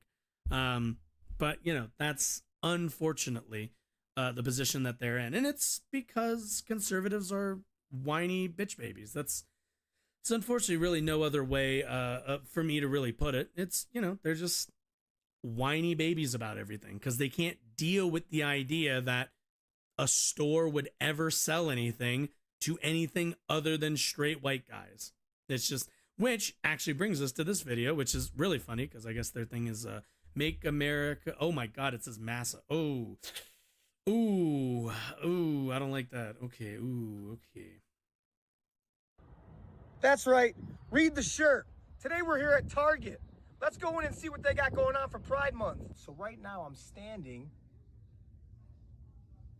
This is great. They're definitely not pushing this to your kids at all. And my personal favorite. What do you mean by pushing? Every book is on sale.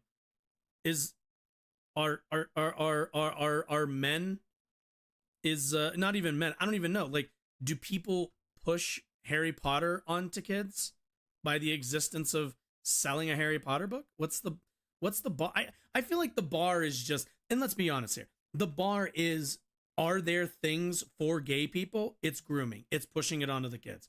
That's it. It's just the existence of gay and queer people that is an affront to these people's you know, sensibilities. Really want to make your presence known? It's not a... My dude, you're wearing a shirt that says Make America Straight Again. I would think you would understand the concept of wearing a shirt that promotes your value set. I would think you would understand that. Phase, Dad. Also got coloring books. Hold on, let's... Happy. Right, yeah. I mean, that's all it is. You know, it's normal, right? All the people out there on... Oh my God. You guys, they put people kissing in a coloring book. Never seen that before. Internet that's saying they're not trying to push this on our kids. Uh-huh. This isn't Target. Okay, so maybe you're wrong. Yo, that's a fucking... That's right. Banger hat. That's actually a pretty nice hat. I challenge. No, shut up. No. That's right. Read the shirt. Today we're... Like, it's just, oh yeah, this lady. Should we watch this? Oh yeah, let's do it. Let's say it was the best. Let's see. Oh God. Tuck friend. Yeah, I know. They're selling a thing. God for fucking bid. Where's the, is it really not up at the top? Oh no, what is this? Target's Pride Collection.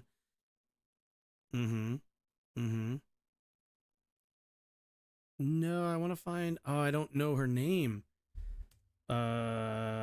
Employee? Oh yeah, oh, damn it, do I really have to watch? Okay, I guess we'll watch the TMIT video, which is gonna have an intro, which means I gotta skip over it. Also, I have to cut so we don't just watch Anna and Jank the entire time. Do you support this? Any questions, but if you're here to cause any disturbance in the store, I'm just asking questions. Do you work for the Target? Do you work for Target? I do actually. Where's your name tag? I am the undercover. Oh no, where is it? Oh, it's back here. Didn't this happen like last year? Yeah, this was like last year. Let's watch. Hey, do you guys support the satanic pride propaganda? Yeah, both. You support it? Satan and Pride. You support Satan? You idiot, you picked the wrong audience. Homegirl's got like a bunch of tattoos too. Wow. So Whoa. You support Amazing. the propaganda that's targeting the kids? There's nothing targeting kids. Oh, thanks, Iceberg. I appreciate that.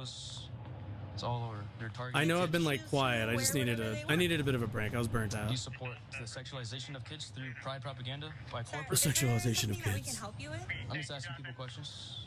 What about you, sir? Do you support this? Any questions, but if you're here to cause any disturbance in the store, I'm just asking questions. Do you work for the Target? Disrupting. Do you work for Target? I do actually. Where's your name tag? I am the undercover loss prevention. Oh, okay. So I'm just asking questions. So do you support Shouts this out to satanic loss prevention propaganda? everywhere. I'm not answering your questions. What you need to do is you either need to leave the store. God will judge you guys. I think the only person those people are worried about judgment from is gonna be their fucking store manager, my guy. But it's just the fucking, like, what's it called? Let's see. Target pulls Pride. Oh yeah. Actually, let's check Twitter. Let's see if anybody's losing their fucking shit on Twitter. Sure they are. Very well. They did. I mean, the thing about, like, the thing about handling people like that, I've been in very few situations with, like, hostile customers. Like, I've been in a few.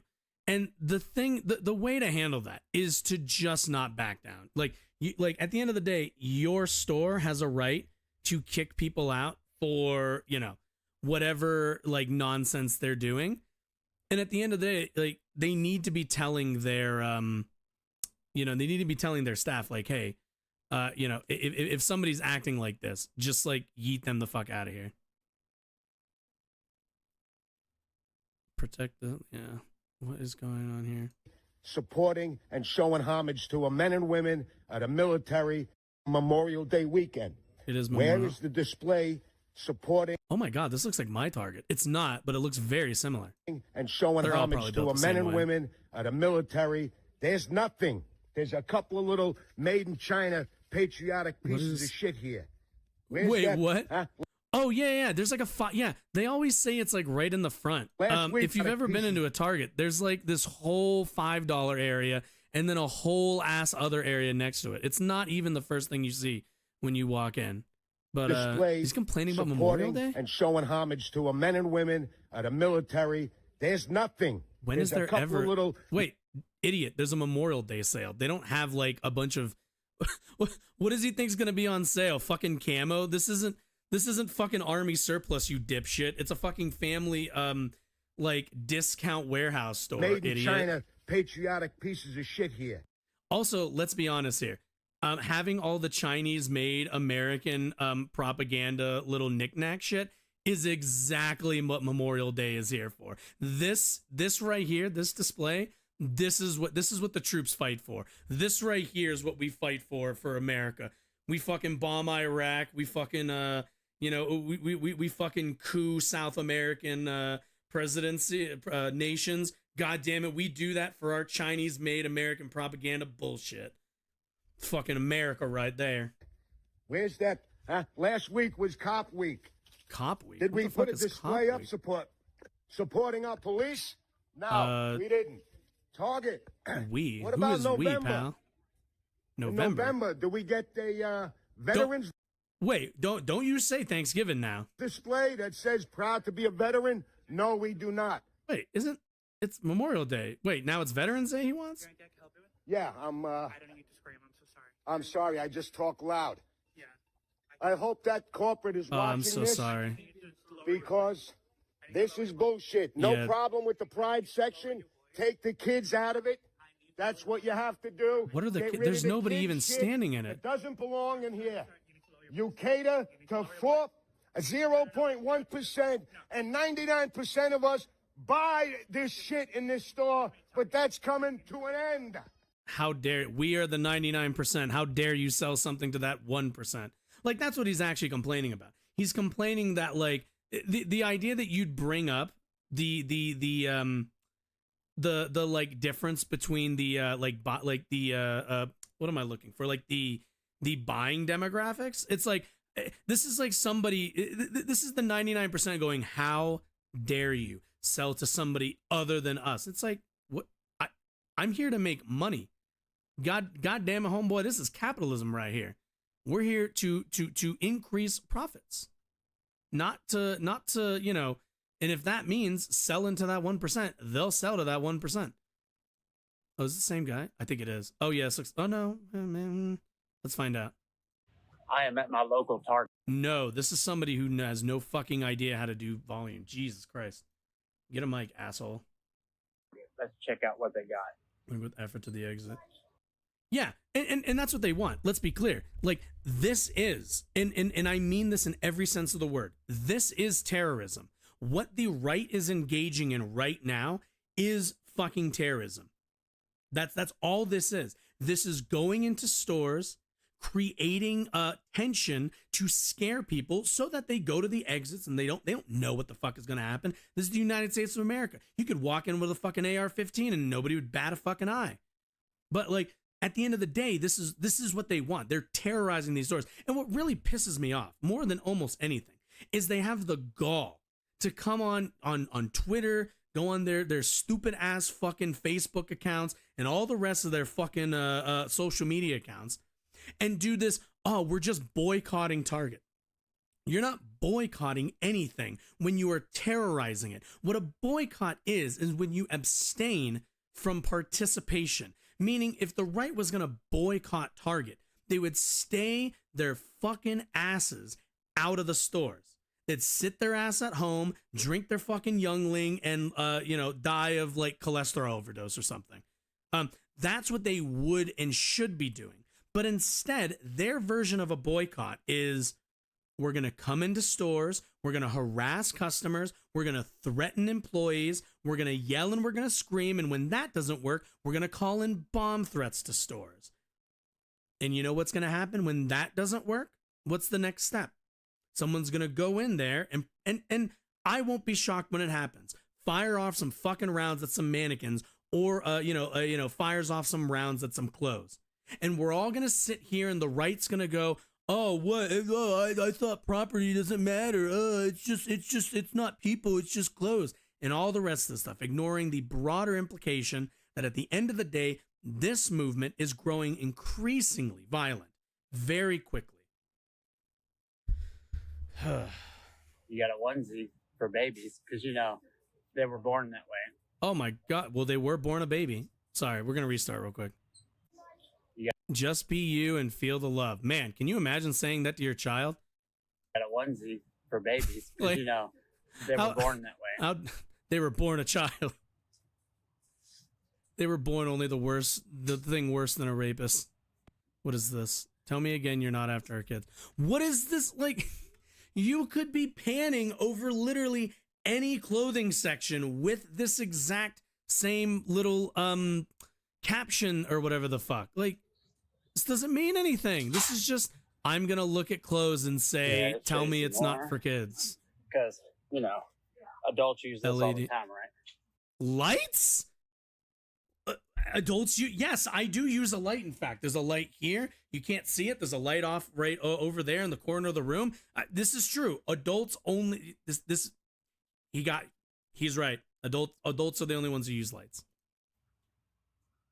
Happen at a Target, and they will say, well, then, yeah. Oh, they're not targeting our kids, huh?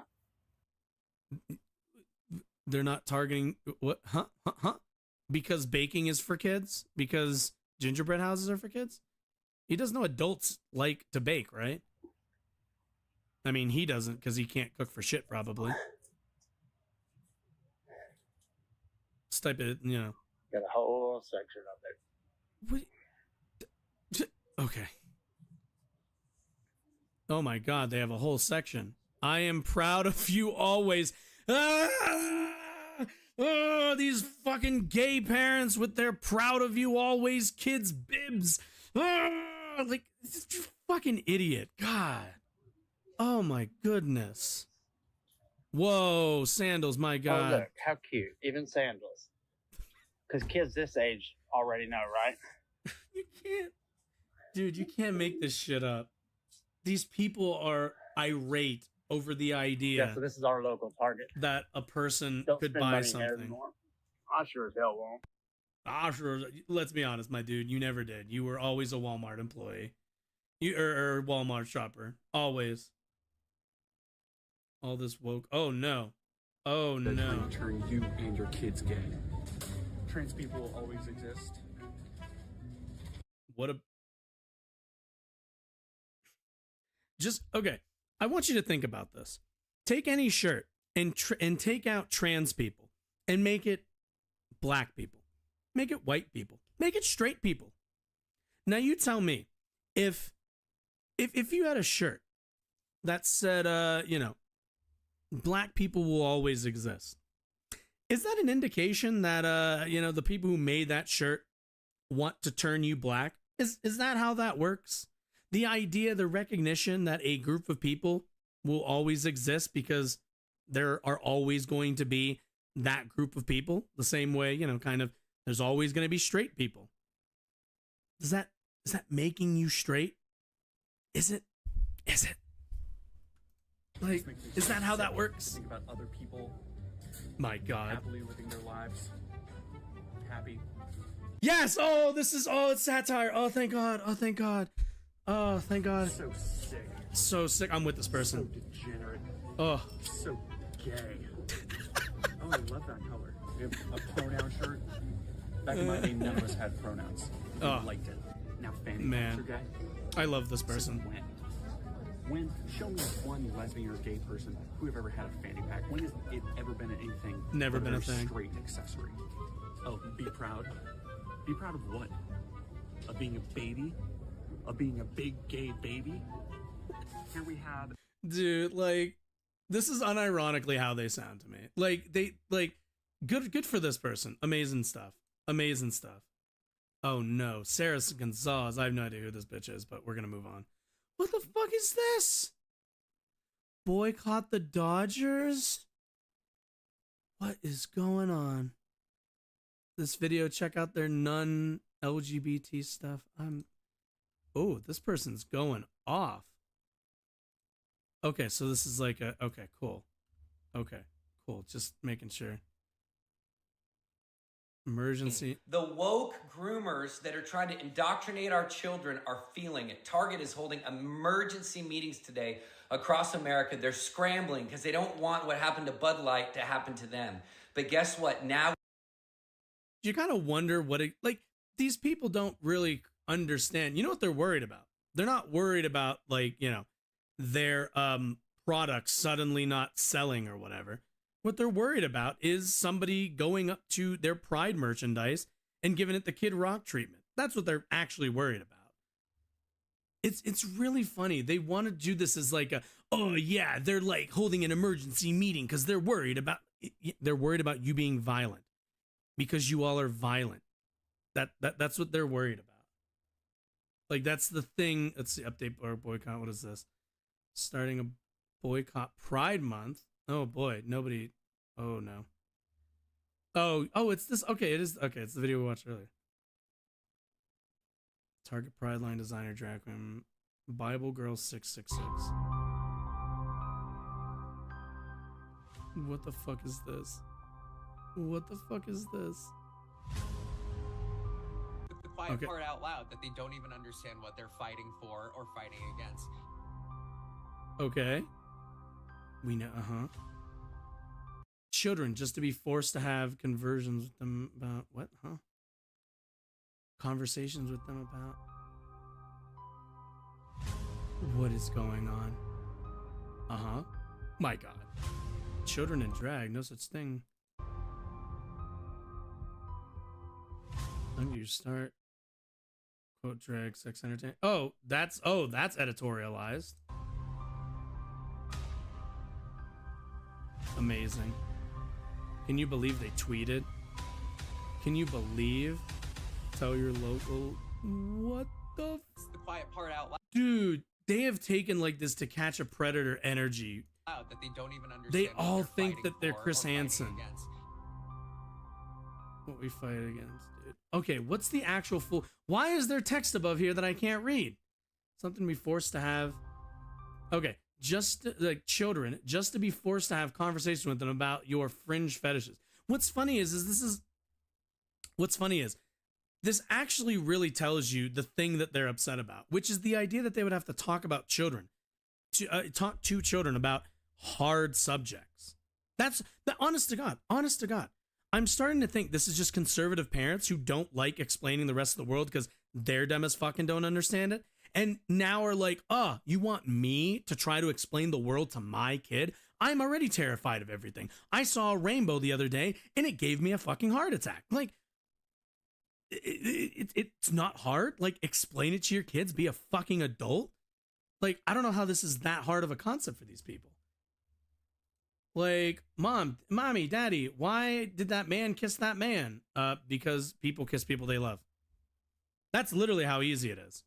I worked daycare for during the summers for like 5 years or something. Like, it's pretty simple to explain stuff if you're not fucking brain addled like some of these people are. Leave the kids alone. It's just that simple. I don't know what okay. Designer to create. So who would have thunk that if you hire a Satanist designer to create merch for children and adults, it's a fanny pack, and sell it in a major retail store, that you'd have a huge backlash, and maybe moms wouldn't be so thrilled about their kids being so hyper exploited and sexualized. Hyper exploited. I find that really interesting because do you, as parents, if you're a parent and you're upset about this Target stuff, I have to ask, are you letting your kids on social media? And I really mean that. Are you letting them onto the internet?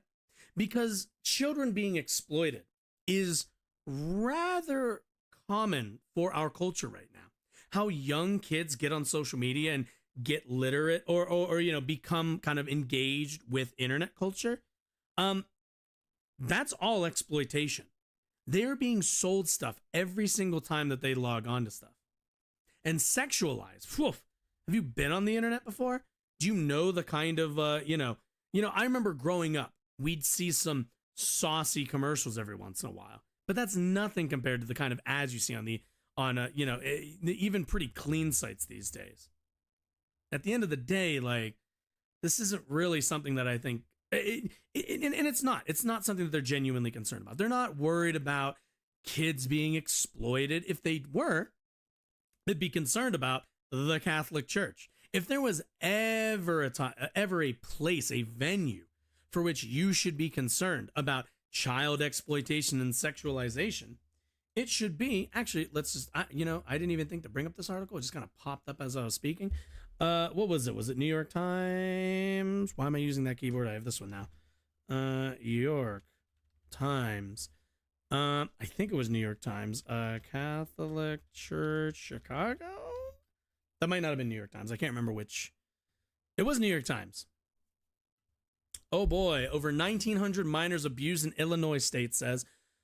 A new report by the Attorney General of Illinois covering decades names more than 450 credible accused sexual abusers, including priests and lay religious brothers.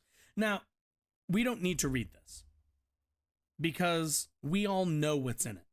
We all, we all saw that movie about the Boston Globe that I can't remember the name of. What was that? I can't remember the fucking name. We all saw that movie. We all heard about the Catholic Church. We all know what's happening at the Catholic Church.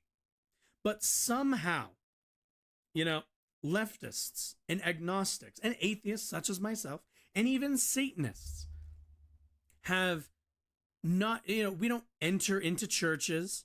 We don't enter into Catholic religious spaces and terrorize people and threaten people and everything else that they're doing right now to Target. That's not a thing that atheists do. It's not a thing that agnostics. It's not a thing that leftists do. Even Satanists, even though they are on the opposing side, they don't engage in this kind of terrorism. If these people were actually concerned for the safety of children, they would not be looking in their retail stores. They'd be looking in their churches. Since the church is the #1 institutional offender of child abuse. At the end of the day, these people are full of shit. They don't care about kids. They don't care about their safety. They don't care about any of this. This is religious fundamentalism that ignores the fundamentalism that preys on their children. And it's just, like, I can't help but just come down with the, like at a time that this article came out, May 23rd, a week ago. And do you hear, do we hear, let's see. Let's see. Let's see. Oh my goodness.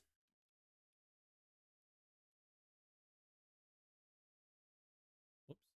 Got that first C. Catholic Church boycott?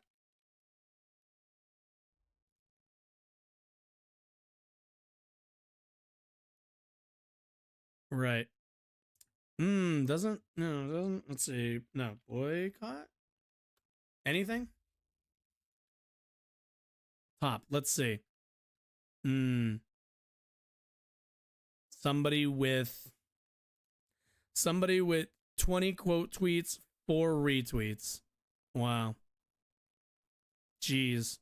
Why not boycott the Catholic Church? Pedophile priests, things that actually harm children. Yeah. Yep. Yep. Stocks fall. Yep. And it's just, this is why. This is why. Still no comment on the pedo priest. No boycott of the Catholic Church. Just attacking time for having rainbows. Yep. Yep. Yep. Yeah. Man.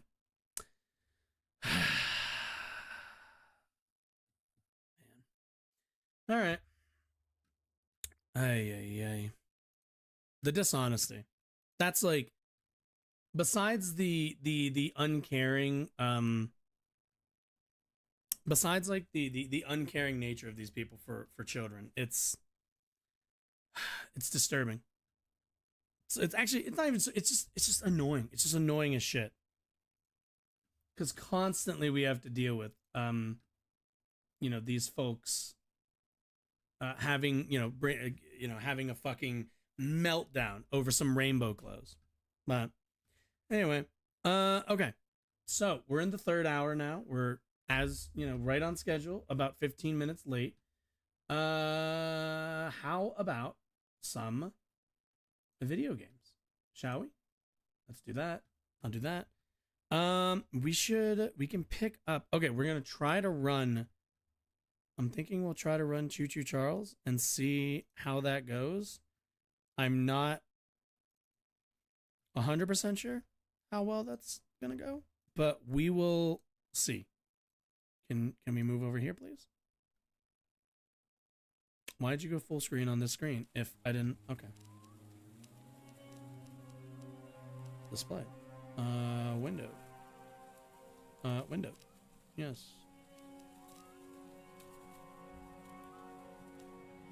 What? No, I want it windowed. What? Why did you say you were windowed if you're not going to be windowed? You silly, silly game. Why would you do that? Why would you do such a thing? Very confused why I did that.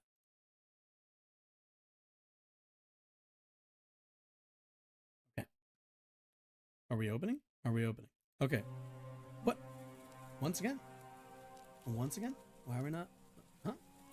Full screen. Okay, we'll do that. Cool. And then, is it in, no, it shouldn't be in graphics. Window. Por favor. Right? Oh, that might be why. Okay, let's, there? Yeah, that looks good. Okay, there we go. That looks better. All right, cool. Let's see if this will actually run today. It was giving us a lot of issues, which is a bit odd, in my opinion. Like, I remember the first time we played this, it was perfectly fine. But, let's see how it goes, shall we? If not, we can always play something else. Oh, right. I should probably switch over. Well, let's make sure it's going to run, and then I'll transition over. Okay, there we go. Oh my goodness. Okay, there we go. Okay, I think we'll be all right. Yeah, I think we'll be all right. Seems to be running at a perfectly fine clip. Oh my god, my mouse. Oh, that's better. Okay, cool. All right. Where the fuck did we leave off anyway? Shit. I have no fucking clue. Journal? No. Fuck. It's been so fucking long. Oh, that's lean. Okay. Map. There we go. M.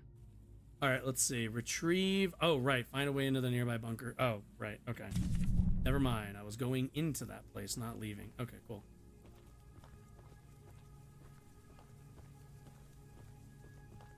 Okay, cool. Right, because we blew. Right. We blew open the thing. Right. Okay, cool. Whoa, shit.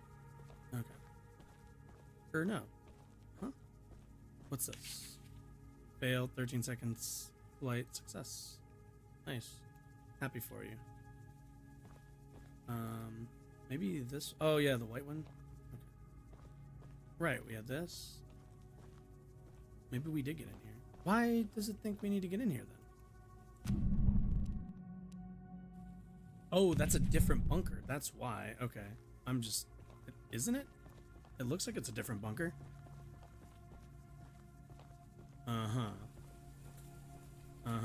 Okay, we go up here. Right? It looks like it's... Okay, can I zoom in? No, that's definitely the same bunker. Retrieve box of rockets. Right, I did that. Or did I not? Was it inventory? Do I not have the box of rockets? I do have the box of rockets. Okay, so I do. Okay. Inventory. Right. Back to the train. Okay, cool. Ooh, really? That little... Okay. It's kind of some bullshit, but okay.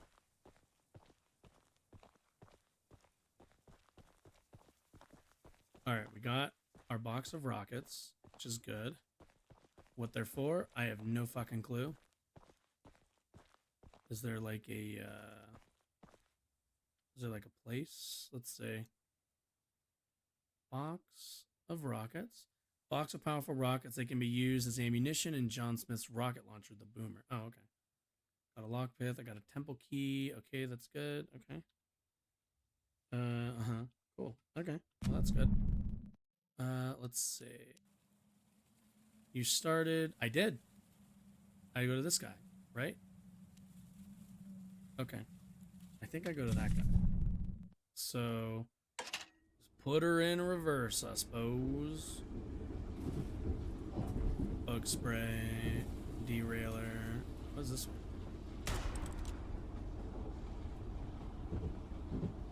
Okay. Oh wait, am I going the right way or did I? No, I am. Oh shit! Stop. Go forward. Go back. Go back. Go back. Go back. Go back. Go back. Okay, now you can stop. Halt. Okay, cool. Alright, cool. Alright, my dude. The launcher is in complete working order, so I'll let you take it from here. Oh, and take good care of it. After you're done, I have a few people to visit with it if you catch my drift. Oh my god, this guy's gonna go to a Target. Alright. Yeah, I don't know why it was so janky last time I tried to play. But that's okay. Everything's working smoothly today. Cool. Oh, there's one more. Okay, so we got one more weapon. Nice. Alright, well. I guess the real question is, journal returnal, optional. Santiago left his journal at home and needs you to bring it back to him at the port and we'll pay you in scraps. Okay. Oh, I haven't met this person. Okay, let's go. Let's put her in reverse then. Should I knock the lights out? What is this? Here, the lights are off.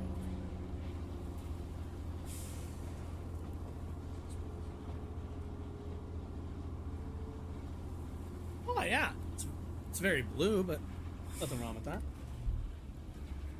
All right, let's see. Okay, we got a while. We got a good little while here. All right, cool. Right. Okay. Personally, damage high, range is not great. Very slow. Okay. Slow and slow and strong. It's the usual. Almost there. We just have to switch it. Oh, wait, did we do this person's mission? Oh, okay, that's okay. Alright. Alright, stop. Alright. Go up here.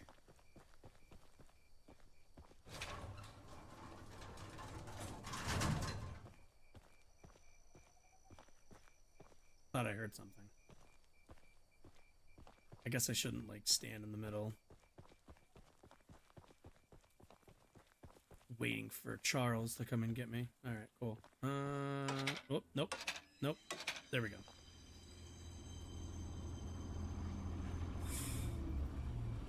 Ah! Oh, okay. I thought I wasn't about to do it. Alright.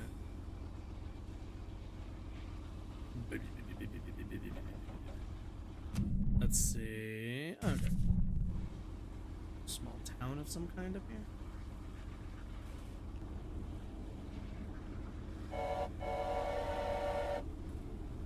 All right. Well, this person's got a bridge. Nice. Solid. Scrappy scrap?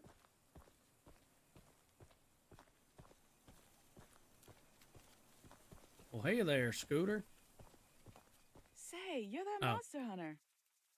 I must know, do you have any experience with ghosts? Ghosts? Someone or I do. something has been pinning exactly 16 drawings to lampposts in the boulder field every night. I always collect and burn them, but as I was looking for them last night, I began hearing strange noises Oh, I and don't like seeing that. strange things. I only found half of them yesterday because of the commotion. Could you go find the last date and bring them to me? Well, where's this? Oh boy. Okay, well, let's go get this dude's. I guess let's go grab this dude's journal, I suppose. Hey, why are we making noise? I don't like that. I don't like when the soundtrack goes woo. All right. Let's see.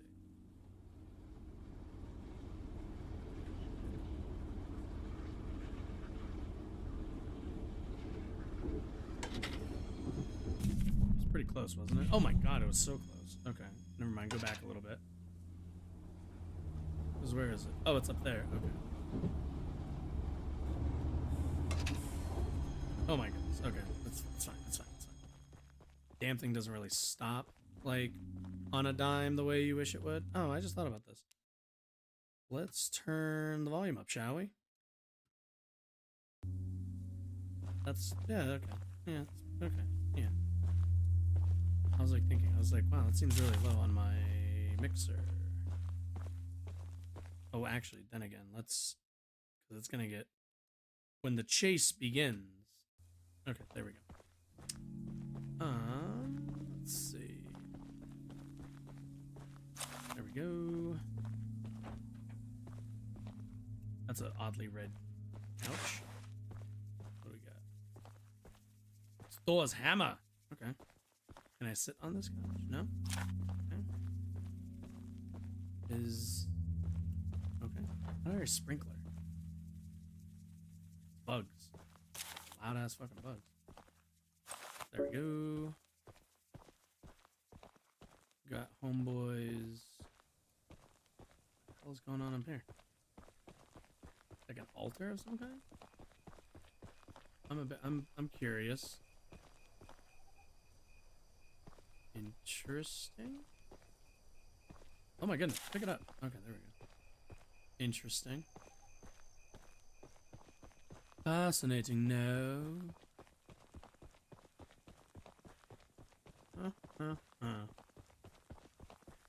Oh, okay, let's see. Where? Okay, let me pull this. And I wish I had a better chair, but as is life. The real question is if we should, if we should go. We got that. I mean, I guess we do have to go backwards, don't we? Yeah, I guess we might as well. Okay. Backwards it is.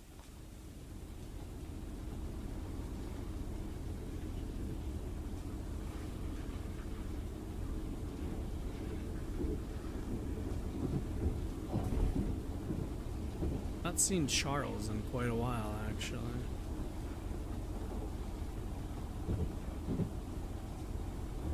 On the road again. Oh shit.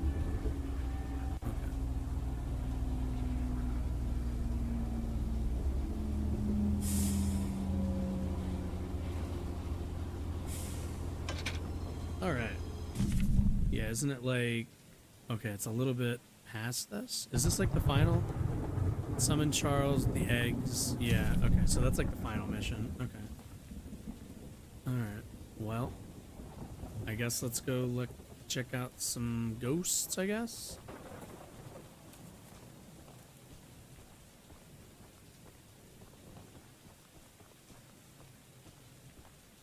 I don't like the idea of ghosts, personally, but...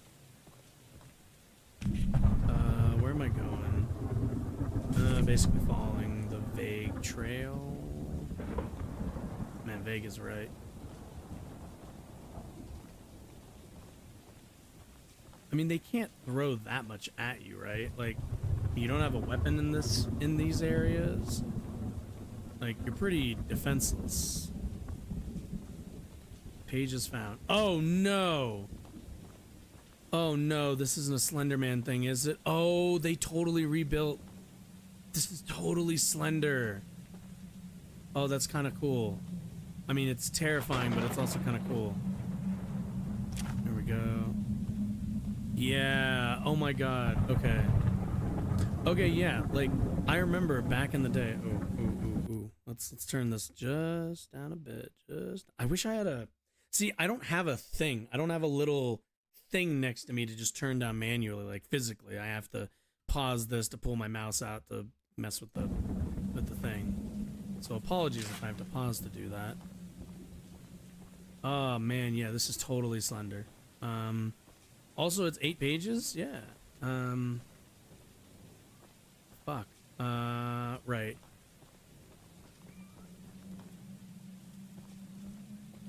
Have I ever heard an animal? Oh boy. Okay. That's okay. That's not okay. Like usually it's you find an item. Like usually you find a you know, the landmarks or whatever, but I'm not really seeing a lot of landmarks. Oh boy, that's a lot of blood. Do I have a jump? I do. Okay. Okay, I do have a jump. This is good, although it doesn't seem like I can jump on very much.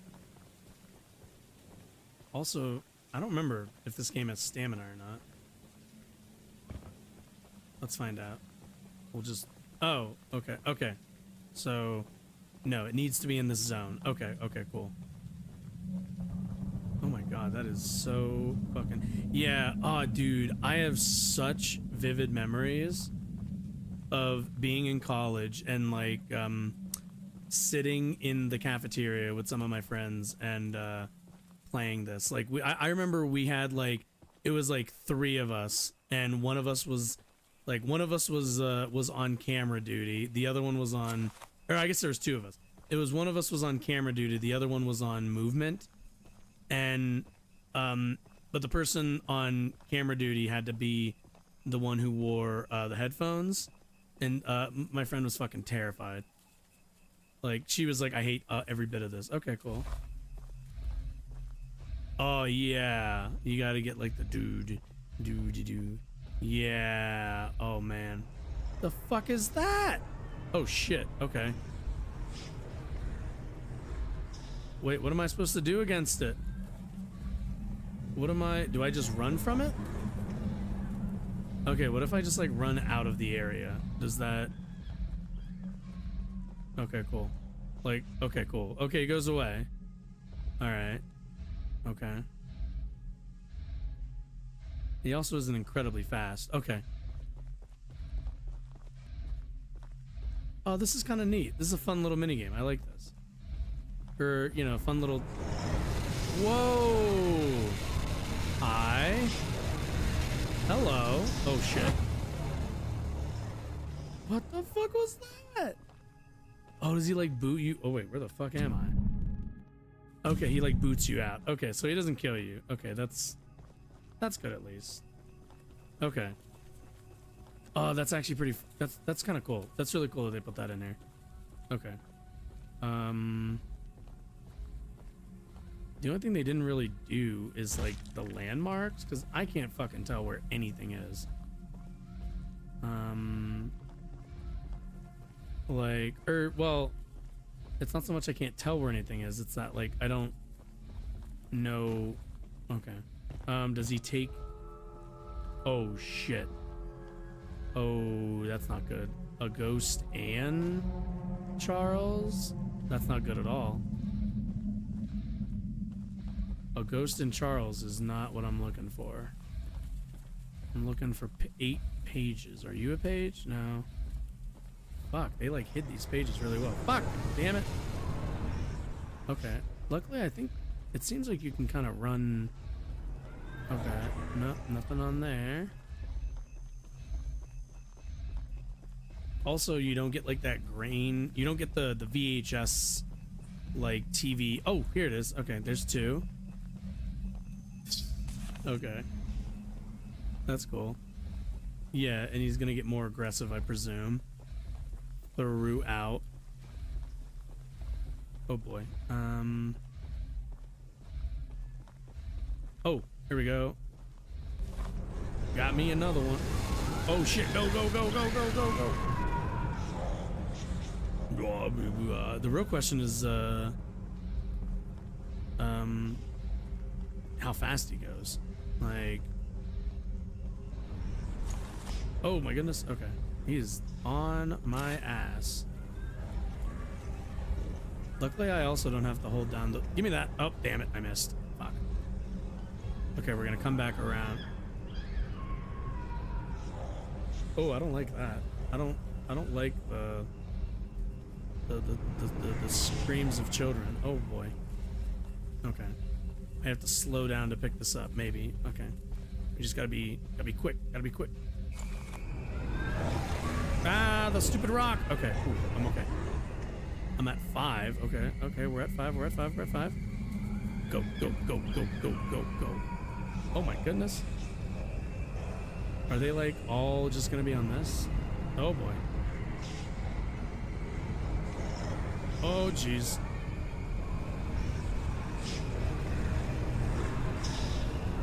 Oh boy. Fuck, go, go, go, go, go, go. He is on my ass. Ha! Sucker. Okay. Okay, cool. I'm assuming he just gets faster the more pages you find.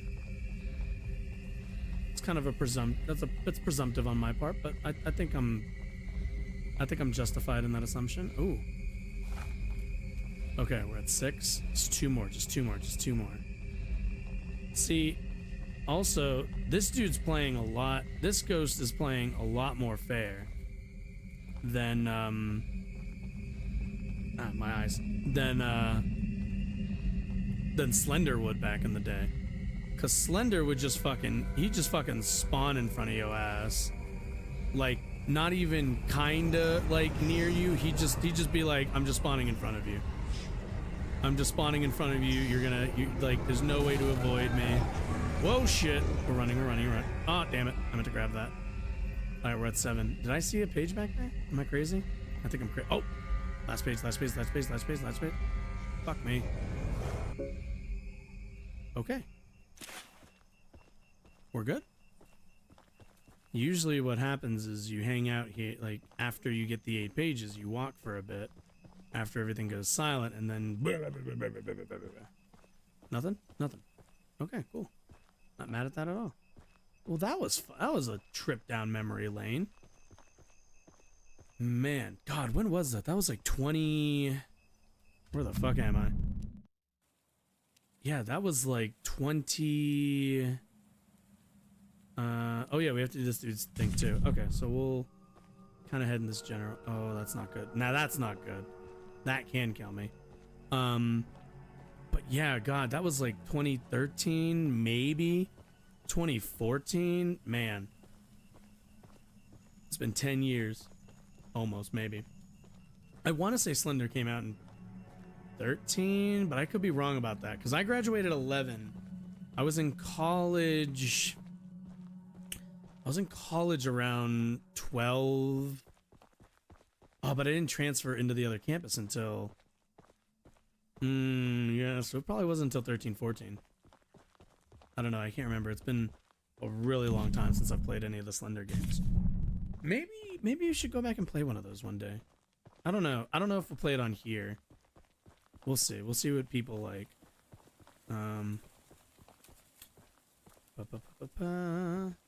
I will say, like, off the bat, like, you know, this is the first stream back, which, man, do I feel like really rusty. Like, I guess I don't want to say really rusty, but like, I guess it's like, you know, you take some time off and then you know, even from like a normal job, and you come back and you're just like, oh shit. Fuck.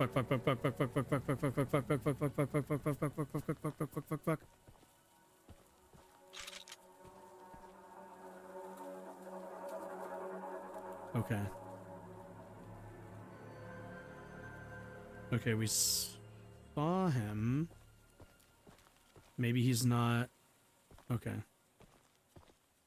I don't know where the fuck he's hanging out. Is he just hanging out over this ledge? Or over this mountain here? Primarily down there? That's where I need to go, right? For the docks? Yeah. Shit, okay. Okay. He's not here. Okay, cool, we're good. But anyway, yeah, I think I like what I really want is I think to have like one really solid topic that we can spend like good time on for the first hour and you know, like really get into it. And then the second hour we can do like some fun little shenanigans. And then Thank you so much for bringing my journal. Yeah, my journal. I would hope, for your own good, that you didn't peek inside. Oh shit, I should have. But here are those scraps I promised. True. Pay me in scraps of metal, please. Alright. Just gotta make it. I remember last time we were down here, Charles showed up. And fucking... Didn't that dude give me a gun or something? Or am I just like... Am I misremembering that? But anyway, yeah, like... Really hoping... You know... Because this is also the thing, keep in mind, like... You know, between this and like YouTube, you know, doing like all of the editing and all the thumbnail stuff, like... It's just a lot when you already have like a... You know, you already have a normal full-time job. So it's just a lot, and it's like really, really easy to just, oh fuck. Am I going the right way? Yes, I am. Yeah, it's facing that way. Okay. Yeah, we're good. And just like I wasn't getting like great sleep. So there's also that. But now, you know, now that like it's a little bit more controlled, it probably means that like I'll still have to do a little bit of that every night, but probably not as much to the extent that I was doing every night. Because every night I was probably doing like, God, you know, probably fucking like 3 to 4 segments sometimes. It really depended. And I think this will, and like those would all get put out day after day after day. I think doing this will hopefully help that a little bit, to cut down that load a little bit. Thanks for bringing me those but we'll kind of see. Here are some scraps for your help. You know, with this, like, playing one of these will always be something, so that'll always be like a, you know, I can put that out the next day or so, and like, the biggest gap is between Thursday and Monday. Oh shit. What? Why are you making noise? Why are you making music? Okay. No real reason. Okay. Where's like where's the thing? Let's see. Okay, so we're like we're cranking it out. Isn't there like a garage or something? Oh wait, I'm stupid. There's not a garage. Yeah, it's just right here. All right, I have 100 scrap. Let's yeah, let's get that damage level up. Let's get that armor level up. Let's do the speed. Oh shit.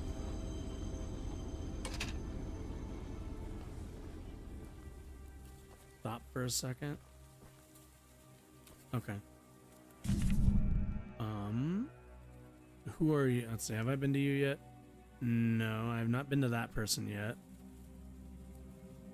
I have also not been to this person or this person. Oh, geez. Or this person or this person. Okay, so we kind of got to make our way. Okay, so we'll just... The fuck is that? Okay. So we'll just continue on our path here. And we'll kind of make our way to this guy, I guess. That sounds good. I don't know if I want to, like, go try to fight him. I don't know if we have, like, the necessary... I feel like this is one of those things where it's like, yeah, you want to do that, do that. This... Oh, shit. Oh, shit. Okay. But, yeah. But also... Okay. Also, my thing is I do... Oh my shit! Okay. You son of a bitch.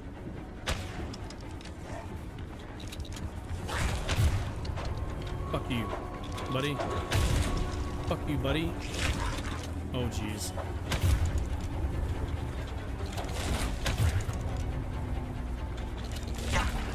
Oh, man. Oh, this isn't gonna miss it. I don't know if I like this weapon. It's like way too slow in my opinion. Back off. Back off. Oh no. Well. Oh, I only lost 1 scrap. I'm glad. Now I'm really glad I spent those scraps. All right. Well, shit. But anyway, yeah, like my thought process kind of is like, hopefully this like 3rd hour, we can kind of just turn into like a chill, like, you know, kind of a free open hour, you know, it's kind of what I'm thinking with it is it's like, all right, let's, you know, obviously you won't always be able to do that. There will be times when, you know, there will just be topics that we need to cover for longer stretches. But, you know, I'm hoping that it's like enough of a, you know, whoa.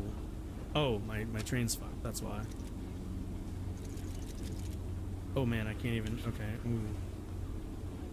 Ooh, okay.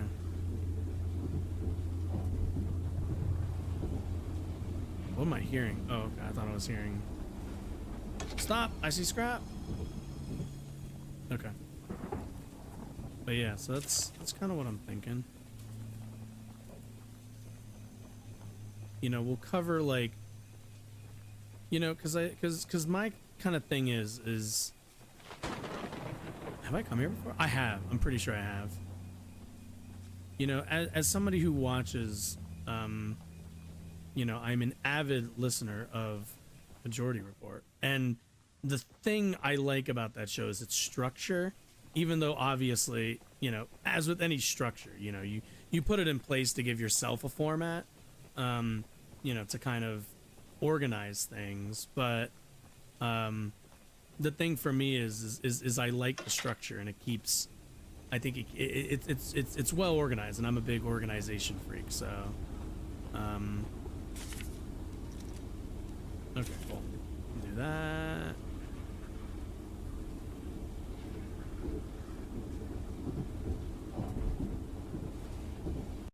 Oh, whoops, wrong one. Map.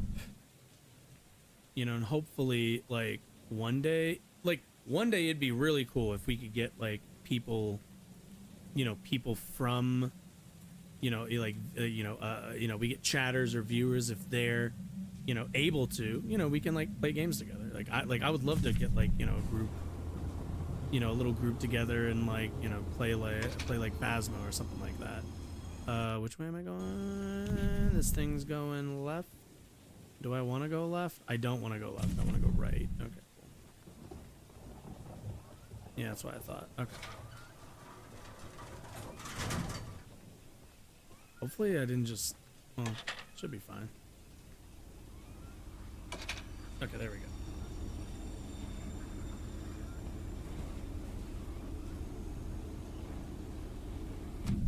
Let's see. Okay, we gotta get a little bit. Actually, there's a house up here.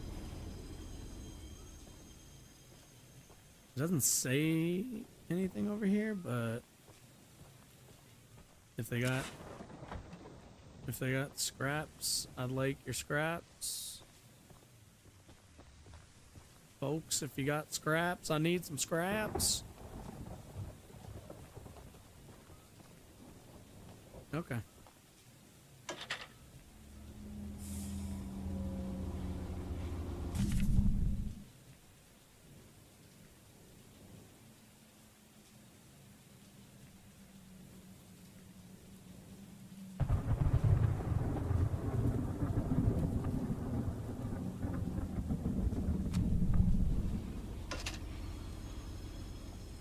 Ooh, what's that?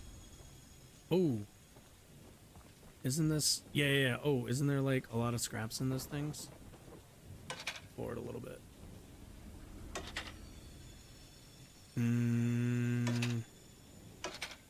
There we go. Should be good.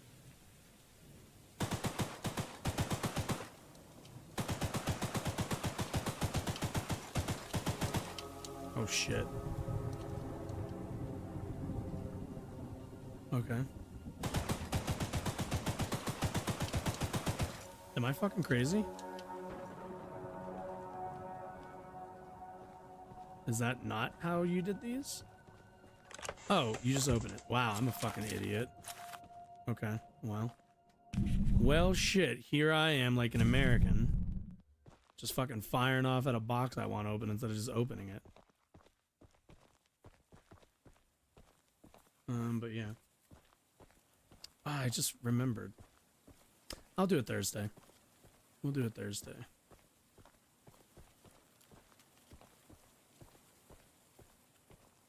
What the fuck? There's a little pathway.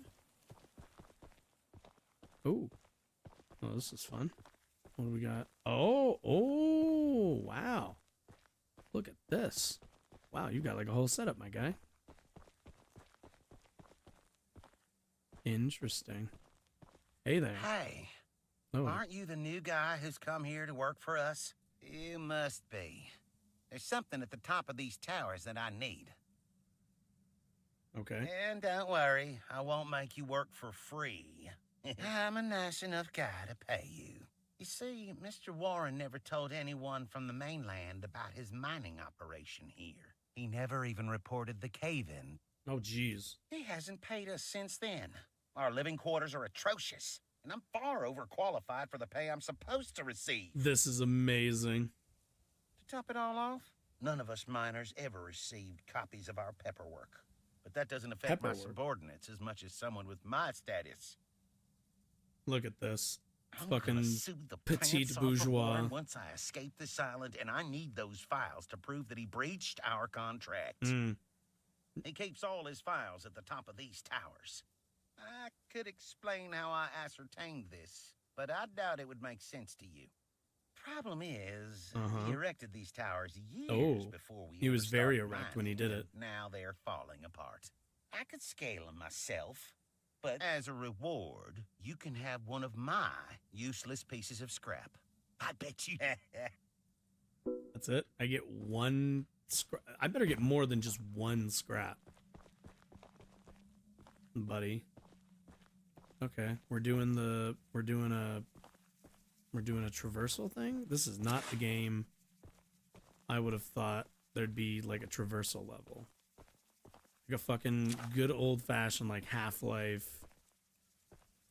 Okay. Whoop. Okay. Okay, let's see. Oh, what the fuck? I said sprint.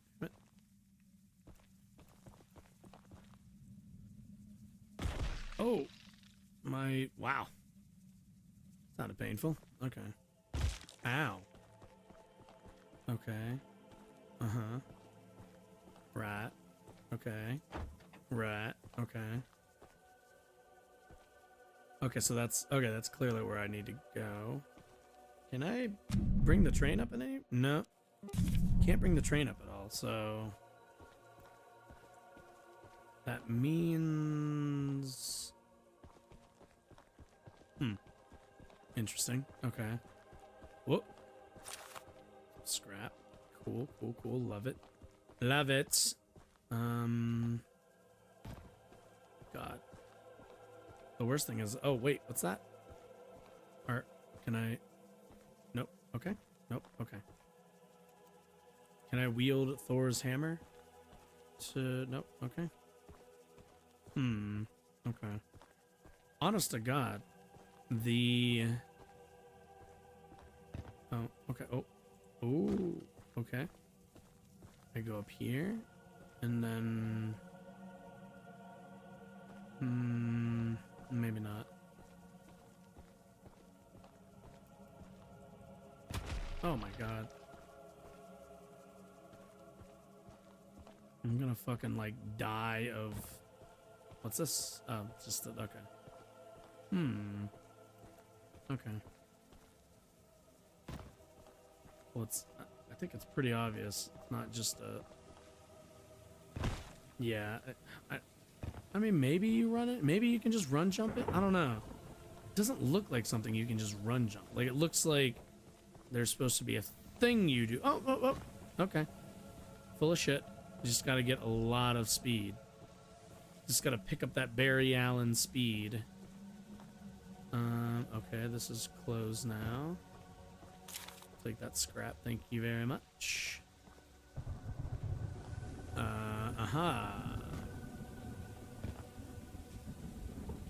No. Fuck. What the fuck is that? Okay. Okay, yeah, you definitely go up those boxes. Okay.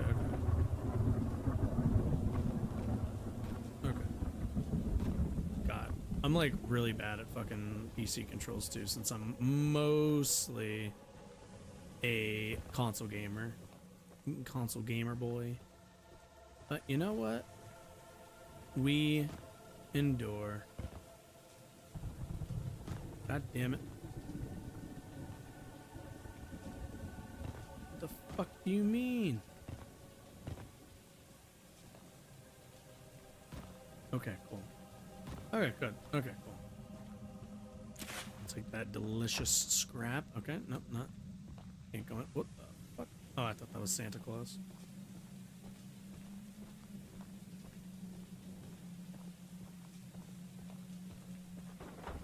Okay. Scrap. Okay. Oh boy, now that's a now that right there. That's a jump right there. Like, do they expect me to jump onto that and then? Also, why am I getting the loud woo from the Slender section? Oh boy. Okay. I don't feel like I'm just gonna be able to. Oh wait.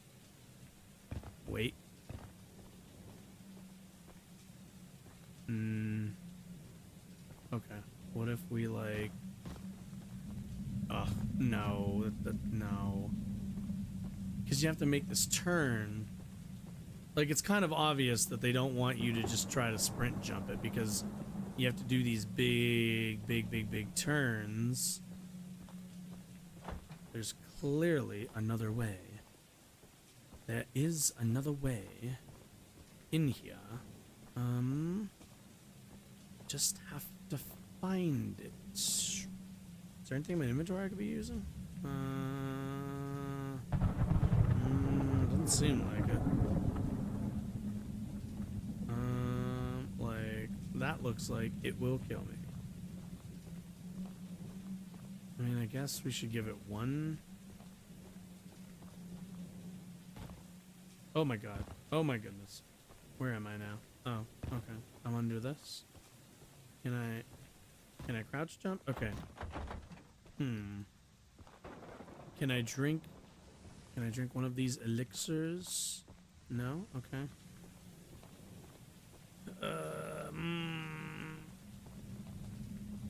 Fuck me. Oh, this is fucking torture. Okay.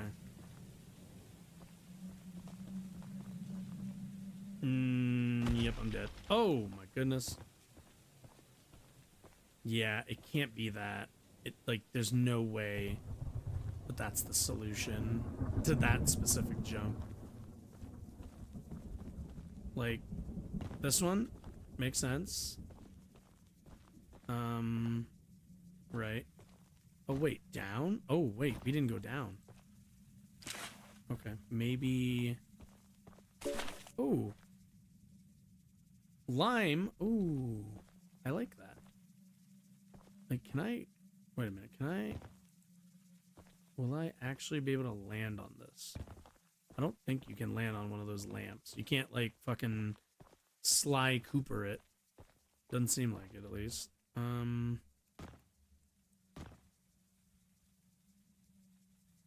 Nope. Okay. Okay, there we go.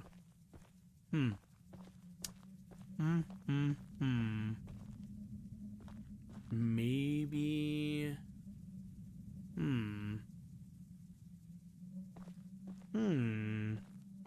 What is that mysterious ticking noise? I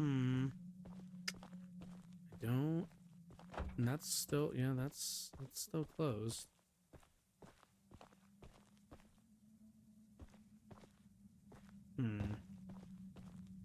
Like, I'm assuming...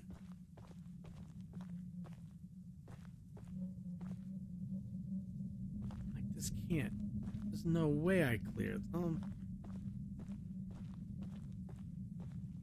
Like I said, I'm very skeptical. You can definitely make some of it, but damn sure not all of it. Oh, what? Man, the fucking, like, falling sound just sounds like your fucking knees get turned into fucking maracas. Give us the egg, or we turn your brother's legs into jello. Nonsense. Rupert would never fear a cowardly, oh shit, wizard like yourself. God damn it. Okay, well. Okay. Okay, we're gonna try, like, go, get up there, god damn it. Yeah, like, it's,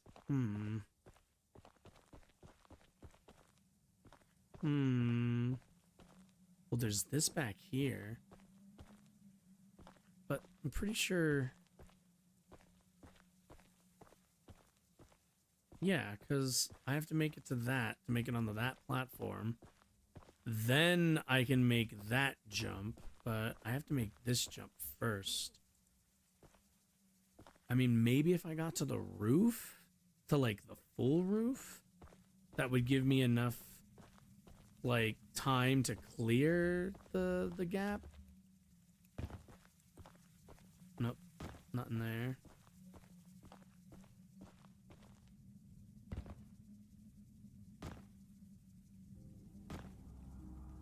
God damn it. There we go.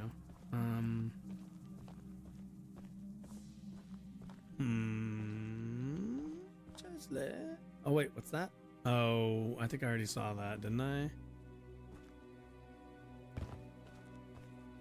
Yeah, and it's not like there's...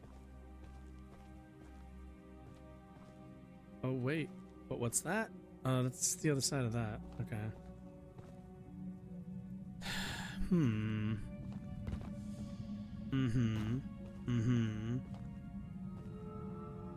Oh boy. Where is he? Oh well, it doesn't matter where the fuck he is. He can't get to me up here.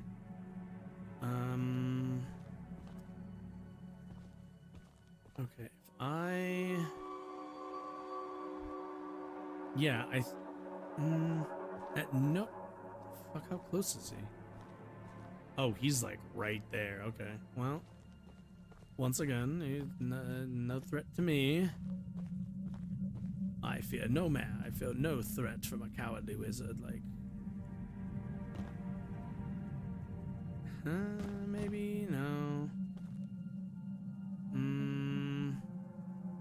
Like, that feels... I definitely can't run on that. There's no chance I make that. Like, I don't put anything there? I don't have anything in my inventory. Nothing. Nada. Nothing. Nothing that could help me. And this is the only other place that you can, like, climb up to. And you can't climb these planks even though they're completely graspable. In my humble opinion. Maybe drop... No?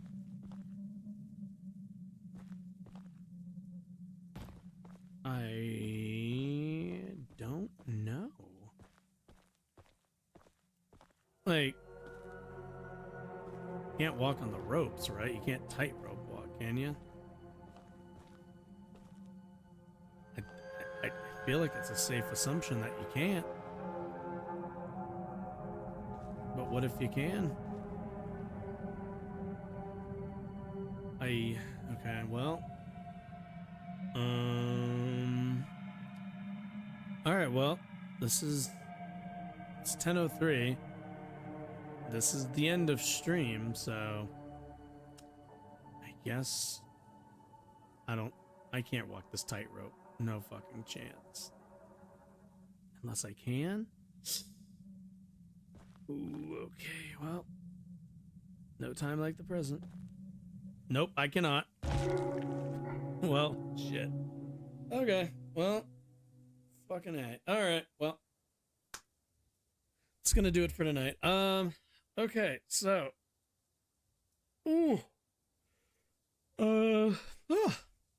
Well, shouts out to Iceberg for popping in and saying hello for the first stream back. Nice to see a friendly face.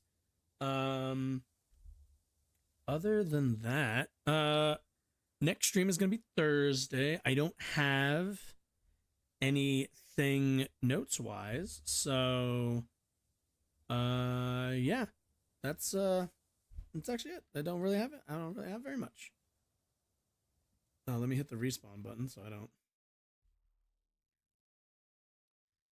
So I'm assuming it needs to save. But yeah, you all have a lovely night. I will see you all on Thursday. And yeah, just like, let me get a few reps in here. Like I said, I think I said Iceberg, and it's a bit of that burnout, so just give me, some time to kind of get back into the swing of the things. Okay, we'll close that. Cool. Phenomenal. Either way, you all have a lovely night. I'll see you all Thursday for more stuff. Yeah?